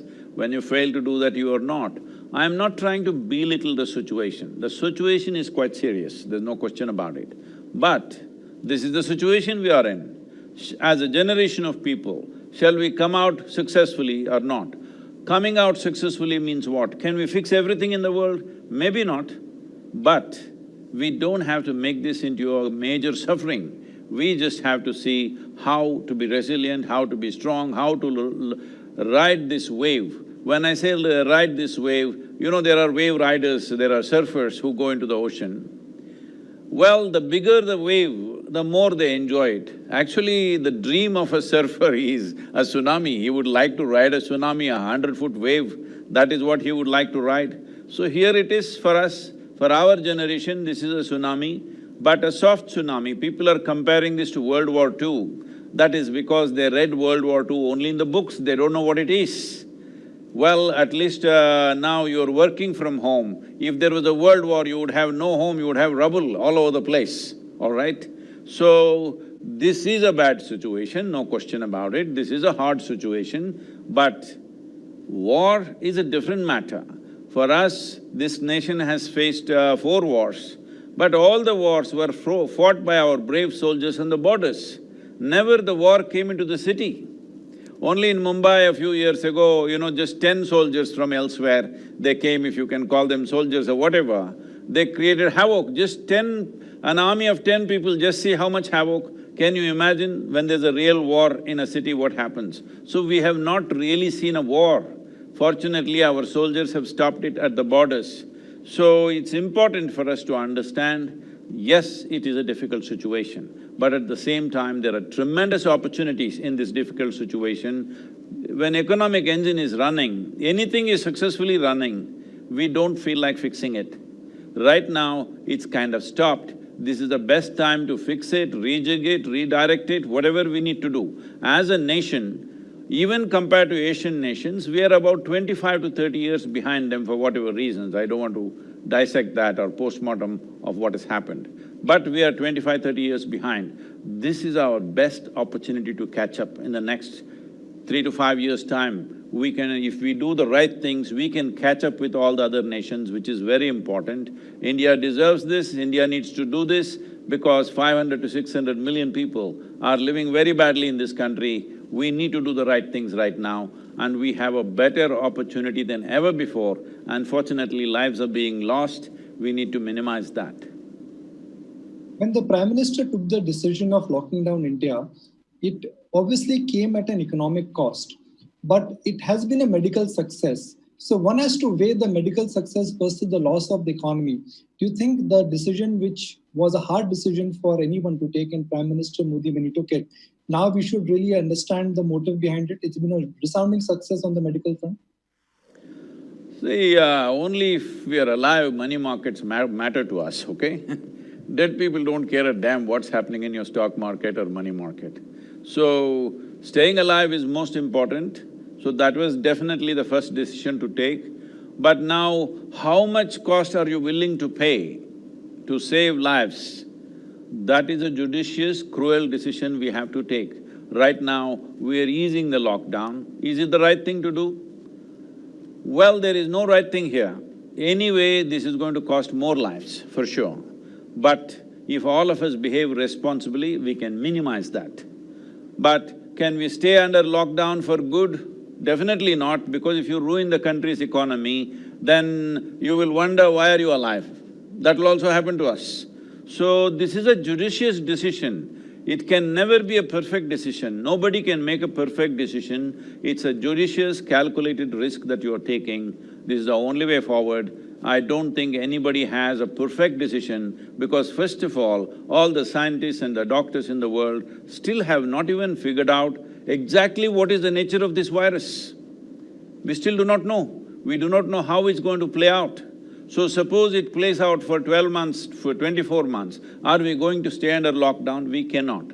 So right now, government is thinking of, calibrated way of getting back into action. But this… how successful this will be will simply depend on how responsible all the citizens of this nation will be. The virus has also made some divides of graduate and migrant laborers. It has also exposed the divide between rich and poor. So virus, in a sense, has divided a lot of us. Individually, for those who are currently part of the webinar, what can they do individually to build the nation? What role do you think individually all of us should play? It is not because of the virus, the divide is always there. Well-to-do did not see the divide. The poor always see the divide. Those who are not well-to-do always see the divide. Those who are well-to-do, they will not see the divide because they are on the better half. So right now, maybe it is coming out stark because it's on the television screens about their hardship. But I'm telling you, every day that hardship is there, whether they walk back home or not. Even otherwise, living in the city is most, dehumanizing. On the streets, in the slums, it is not even… the conditions are not fit for a human being. That's how they're living on a daily basis. Now they want to go back concerned about their families. But this whole thing, we can always, give commentaries in hindsight, we can give commentaries. But the real thing, the way it unfolded was, see, right now after 6, 7 weeks of lockdown, Now they're going back. Now when we want to restart the economy, they were going back. They should have gone 6 weeks ago and come back by now, actually. But that was not possible because we did not know how long the lockdown is. Initially, we thought it's 15 days, then we thought it's another 21 days, then we thought it's more, and now it's becoming little more. So this could not be decided one shot, how long to close down the country. So you could not accommodate them going back home. This going back home, it is their right to go back home because they want to go back to their families, because most of the migrant labor are male. That means their female counterparts, their wives, their mothers, their children are elsewhere. So they definitely want to go back and see what's happening to them. It is a very human thing to do. But at the same time, I feel we are also… different segment of the society is also instigating this, creating fear in them that, you will die in the cities, this will happen, that will happen. I think if… I see, right now, WhatsApp brings a rule, you can do only one forward, you can do this, you can do that. I'm saying this is all happening because certain people are taking pleasure in creating confusion and havoc in people's minds. This is very unfortunate. It should not be controlled, it just has to be… little sense has to blossom in every human being. When there is such a difficult situation, when people are going through so much hardship, if you're taking pleasure in planting confusion in everybody's mind, it's most unfortunate. Sadhguru, wars and crises have also changed the social fabric of the society. Geopolitical wars, they tend to spring up. In this crisis or in this medical crisis, every country has got affected. Do you think the geopolitical and the social fabric of big countries could change whenever things will settle down? See, to change geopolitics in today's world is not like early 20th century, how you would just immediately declare a war and go. Today it's not like that, that if any forceful change of geopolitics needs to happen, it needs to happen with enormous judiciousness, it's not like before. If you just look back where they start the wars, they always started wars in places where nations were quite helpless kind of nations. You don't go and start a war with a very powerful nation. So, changing geopolitics through military force is a remote possibility if you ask me. But changing geopolitics through economic instruments is very much possible. I think that's definitely coming, for sure. That is definitely coming. Sadhguru, a lot of people are… perhaps they seek your guidance in terms of, is this an eye-opener for all of us that our immunity levels are low and need to work on inner engineering, yoga and immunity boosting things? Oh, 100%. If you don't get it now, when will you get it? This is 100%. See, right now, with a little bit of care, I'm saying this part of Tamil Nadu, where our volunteers are out in the rural areas and managing, in these 2 months, not a single case. Here inside the ashram, we are nearly 3,000 people, not a single case. Because one thing is our immunity levels are very high. Today, we have a conference with about 6 very prominent doctors from Harvard, Stanford and other areas. So one reason that they are having this conference is because certain studies have showed by doing these practices, in engineering practices, the immunity levels have gone up so significantly, the markers, the blood markers are showing this. So that is the main reason why they wish to have this conversation. Very easily we can enhance the immunity levels. We have already put out the Simha Kriya for those who are not introduced to any practice, that is good. But I would say this is a good time. Inner engineering is available online. There are no big practices on that. Even that simple thing of 7 powerful sessions if you do, you will see there will be a significant change, not only in your immunity levels, also your ability to handle it, your thought and emotion, how you will handle extraneous situations in your life. This can be greatly altered with just a little bit of investment. I hope people will make use of this. Right now, for all the COVID warriors, we are offering this free of cost, and for everybody around the world, we have brought it down by 50%, not trying to market it more. It is just that we want to bring the threshold down so that everybody can have it. very easily because there are costs to delivering these programs. People also on the webinar want to know that how can they associate with the Isha Foundation? They are running multiple of programs. You made an appeal earlier. So in case somebody wants to join Isha Foundation in terms of the food work and the other things they're doing, how can they do that? There is a site called Isha Outreach. That is the branch of Isha which is functioning in the rural areas. And food, unfortunately, has become a big requirement in rural areas. I was shocked to see how many people are not able to provide themselves with basic nourishment with a simple dislocation that today they cannot go to work, so they have no food to eat.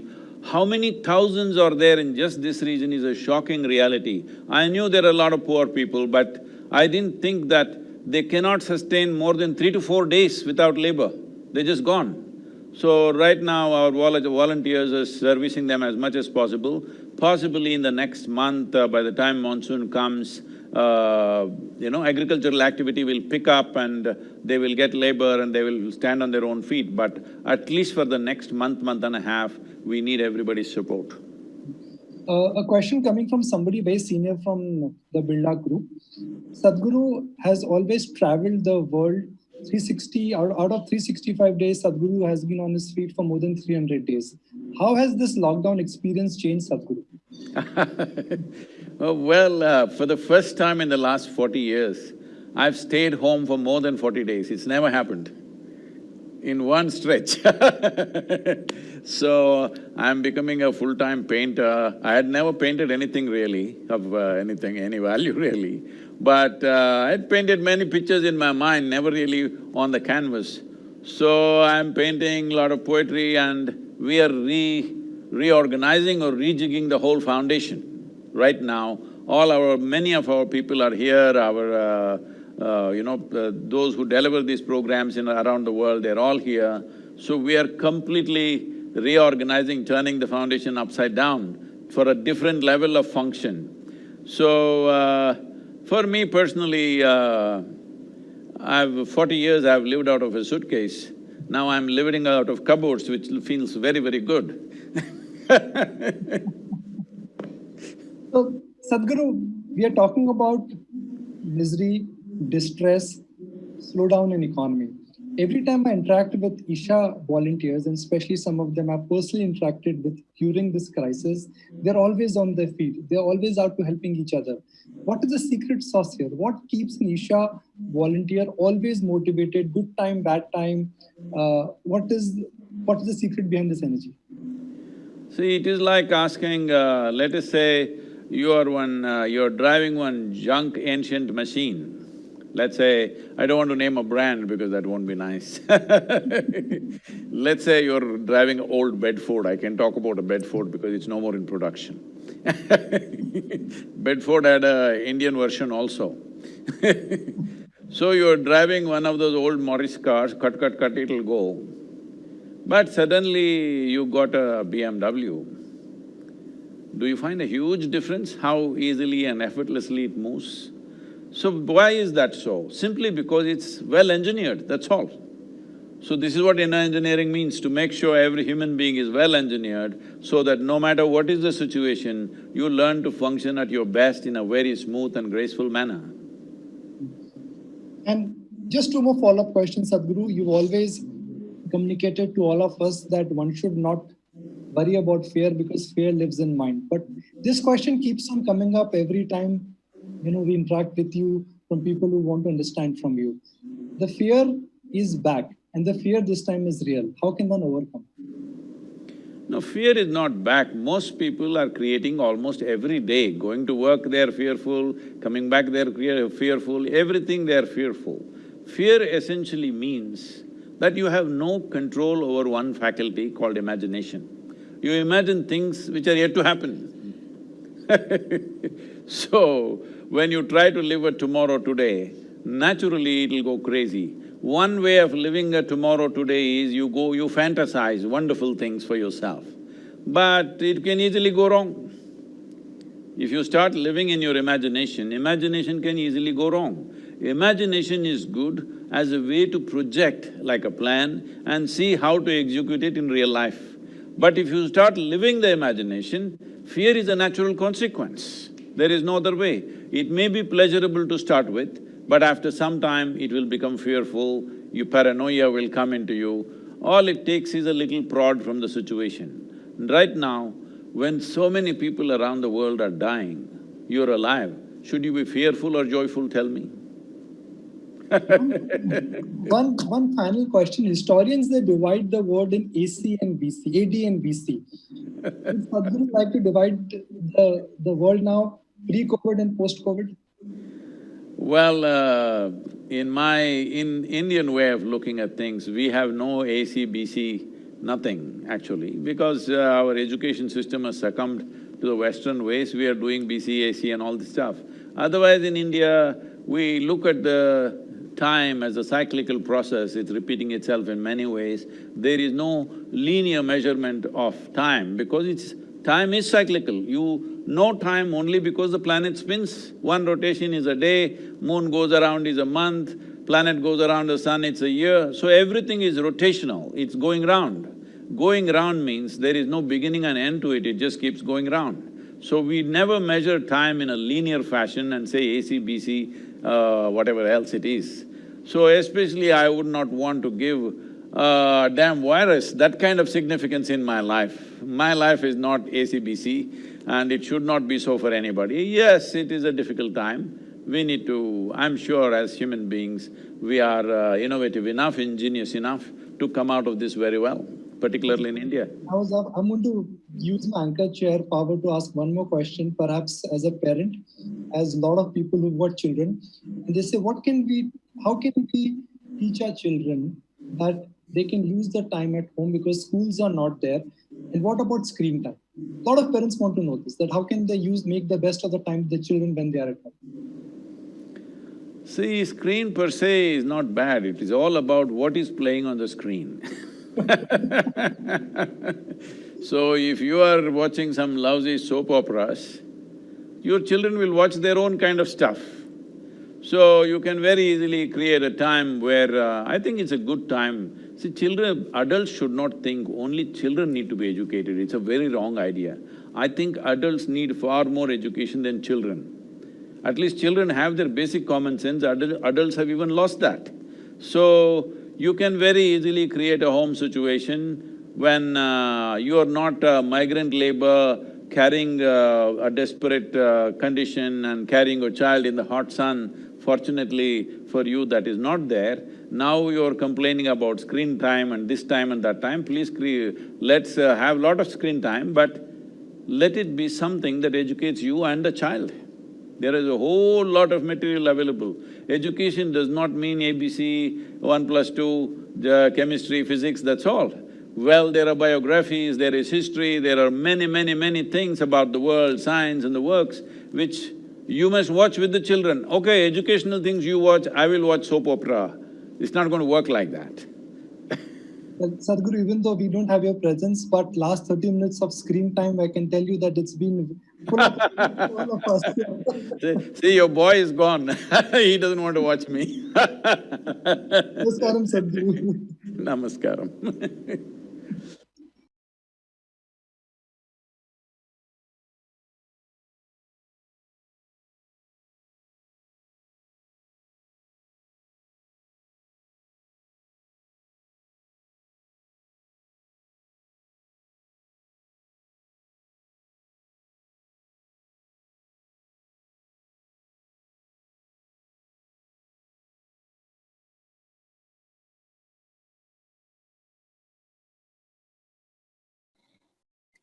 Well, ladies and gentlemen, that was Sadhguru for you and some great wise words from him here.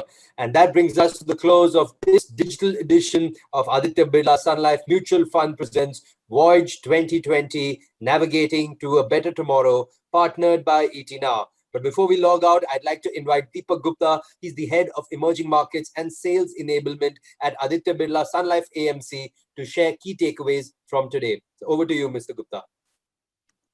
Thank you very much, Sumit, and thanks for passing it on to me. Good evening, everybody. Good evening, all the friends who have been there for last 3 days with us. And I'll quickly share with you some of the key takeaways that I have out of this today's session. And I would say that not that the initial 2 days were not that full of the information, but I think that starting the beginning of the entire session that we had and the end of it, I think it has been so enriching. It was really difficult to move away even for a minute. But to start with this, that quickly I'll start, that we started with, Bala sir. And when he started, looking at certain questions and he got into the conversation, the first thing that came, which is actually very near to his heart, and that is SIP. So the first question came that, the 5-year and 10-year SIP returns, they look very low in today's context. So what is it that one should do now? I think, the instant answer that came from him was that although the returns, they look low at this point in time, one, but if someone takes a long-term view on the SIPs, then they tend to make returns because 2 to 3 years of bad returns can be taken away by just 1 year of good performance. Now, when will that good year come is something that actually gets counted in the long term that we talk about. I think this is a very pertinent message and the guidance that came from him. The other thing that he said, of course, the active management is the key outperformance of the benchmark in the long run. Fixed income investment should not come at the cost of equity in the portfolio allocation, because at one point in time debt is doing a little better than equity, or sometimes equity does better than debt. So one asset should not come at the cost of the other. And especially when he talked about it, he said fixed income should not come at the cost of equity, because equity as an asset class can generate wealth over and above the cost of capital. And one must have mix of debt and equity asset allocation in the portfolio for the generation of stable and long-term returns. Now, I think that this is the first session that we had, but immediately after that we had another great and very, very informative session, because we had Dr. Krishnamurthy Subramanian, who is the Chief Economic Advisor of India, and he spared some time and he joined us. Whereas he talked about, and of course, the moment he came on screen, I think everybody, including me, was really very, very curious to know about the fiscal package which has been introduced by the government, and it was important for us to really hear it from the policymakers, that how do they see it, because making a policy, interpreting it, and implementing it, so these three things which go hand in hand to make it really successful. So this fiscal package designed in a manner to insert liquidity and to retain the productivity. I think this was the opening line from him, and this is the key takeaway that I have. While we have utilized the space of monetary side to provide the more liquidity without straining the fiscal, so that's something that he talked about when we said that, well, that's the question which was asked to him. The third thing which actually came, and we really talk about, and especially in India, and we really talk about freebies. So he said that rather than giving freebies, they are actually looking at the kind of productive capacity increase, so that the inflationary pressure won't build up. And I think this is the core behind the fiscal package. And then he said that we are likely to see 3 important changes in the economy. Number one, that there is a chance for us to reset and adjust the scope of manufacturing in the economy, because when we talk about it, it's service, manufacturing, and agriculture. Because of the COVID-19, I think service sector is going to be impacted. That's what he said. But manufacturing is something that not only that we need to be a local leader, but we need to be a global leader. And India has this capacity and capability to become a global leader. The second thing, he talked about the mindset change. The Department of Personnel is thinking of 15 days work from home, even for the government employees. I think that's the way the life is going to change big time. The third thing, he talked about the positive impact on the environment owing to pandemic. Now, I mean, we have heard about it, and a lot of things that we have read in the news, so I'll not get into the details of that. Now, coming back to the monetary side of it, he said that while repo rate have come down, but the long-term rates are still elevated, raising the term spreads and keeping borrowing costs very high. But at the same time, he said that he is actually hopeful that the long-term rates will come down because of the inclusion of the government of India bonds in sovereign, and because of this the supply will increase, and that will bring down the rates. But it has to happen by way of quantitative easing. Stream of reforms and relaxations, he was very, very vocal about it. When we talk about MSMEs, that the additional loan of 100% is guaranteed by the government of India, and that has been done to increase the confidence of the banks so that they can lend more. So I believe that this is something that came very categorically from him, and something that we really knew that how government how the government itself is so keen to change this entire thing and to support the Indian economy, or to revive the Indian economy. Now, having said that, then we were joined by Luke. Luke, he's the life coach that we have, and we have heard him at number of occasions. I have heard him at number of occasions, and we know that how focused he is when it comes to the exercises, when it comes to the well-being, or when it comes to being fit. I think that when we talk about being fit, it is not only physical fitness, but it's the mental fitness also. But today, when he was talking about it, I think he was talking about it from an immune perspective. Now, all of us know that COVID-19, the kind of let's say a risk it has actually brought into our lives. We have to actually make our immune system very, very strong. So 3 things he actually talked about, and those 3 things were that diet, exercise, and discipline. And simply he said that if we are able to maintain these 3 things, I think we'll be able to increase the immune system. I think that one thing he did very smartly, because we have been talking about wealth all the time. So he did just one thing. He put health, this one word, before wealth. So he said health is wealth. Wealth is required in any case, but health is wealth. What that quickly, the moment we went through this entire thing, and then of course we had Manish Dangi, who's the CIO of Debt for Us, and he is one personality who doesn't need any introduction, but he came on board, and then he shared his views with us by saying that how COVID-19 has changed the entire thing, what has actually happened, and what are the actions which have been taken by our fund house. Now, this is something which was really important for us. So the key takeaway that we have is that COVID-19 has led to the unprecedented drawdown in global growth. So it's an event-based collapse. It is not a structural-based collapse. Things are going to turn around the moment we have the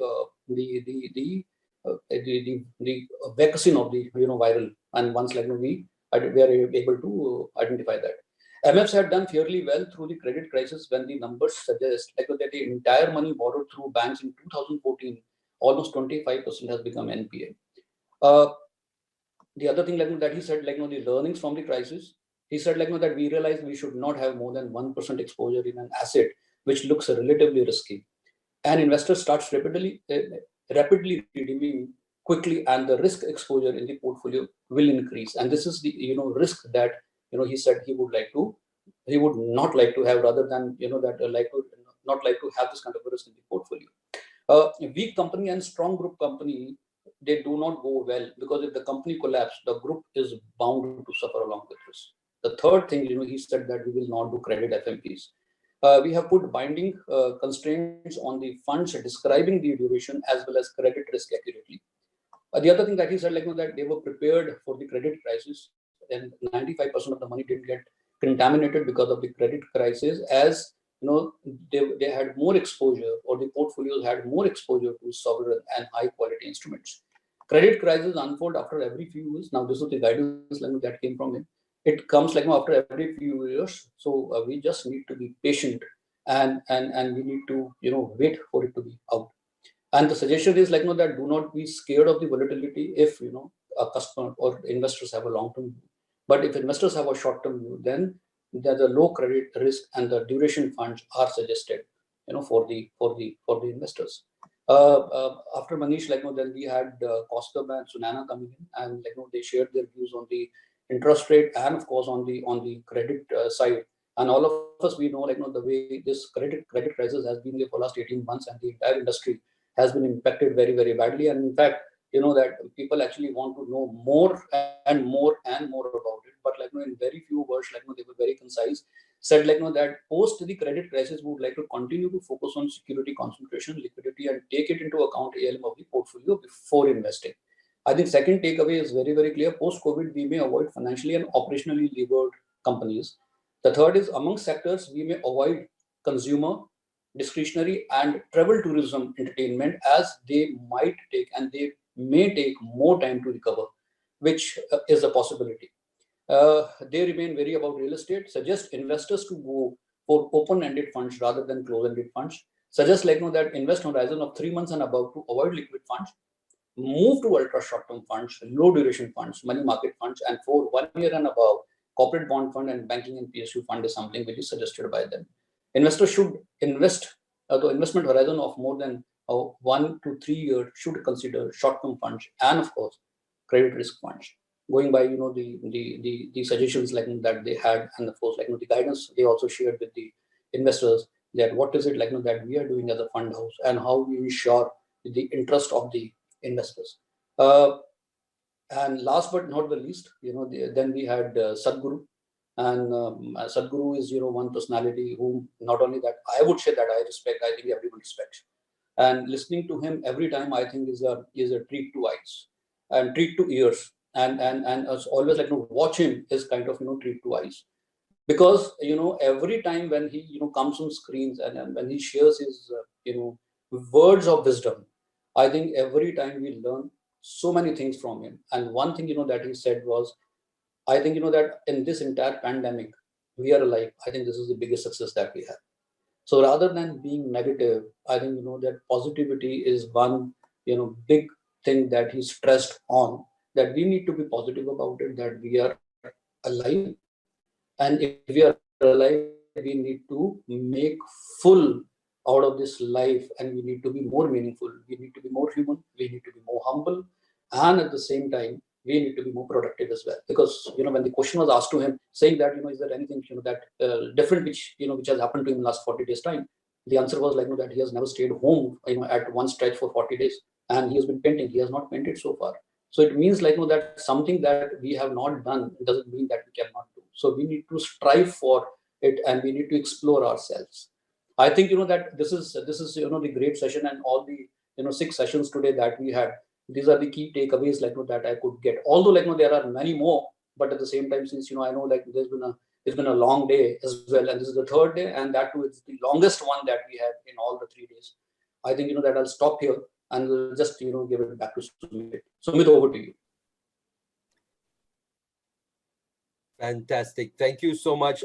Thank you so much, Mr. Gupta, for summing up today's day. Like you said, it was filled with great sessions and some great takeaways.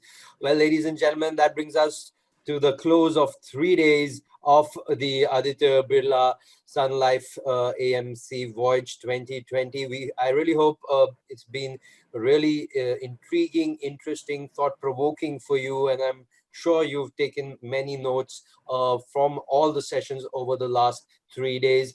It's been an absolute pleasure to read your comments, your thoughts on social media, and also all your questions that you put to our experts. As we bring down the curtains on the 7th edition of Voyage, we hope that all our speakers have been able to guide you so that you can navigate to a better tomorrow. Thank you once again for joining in. Goodbye and stay safe.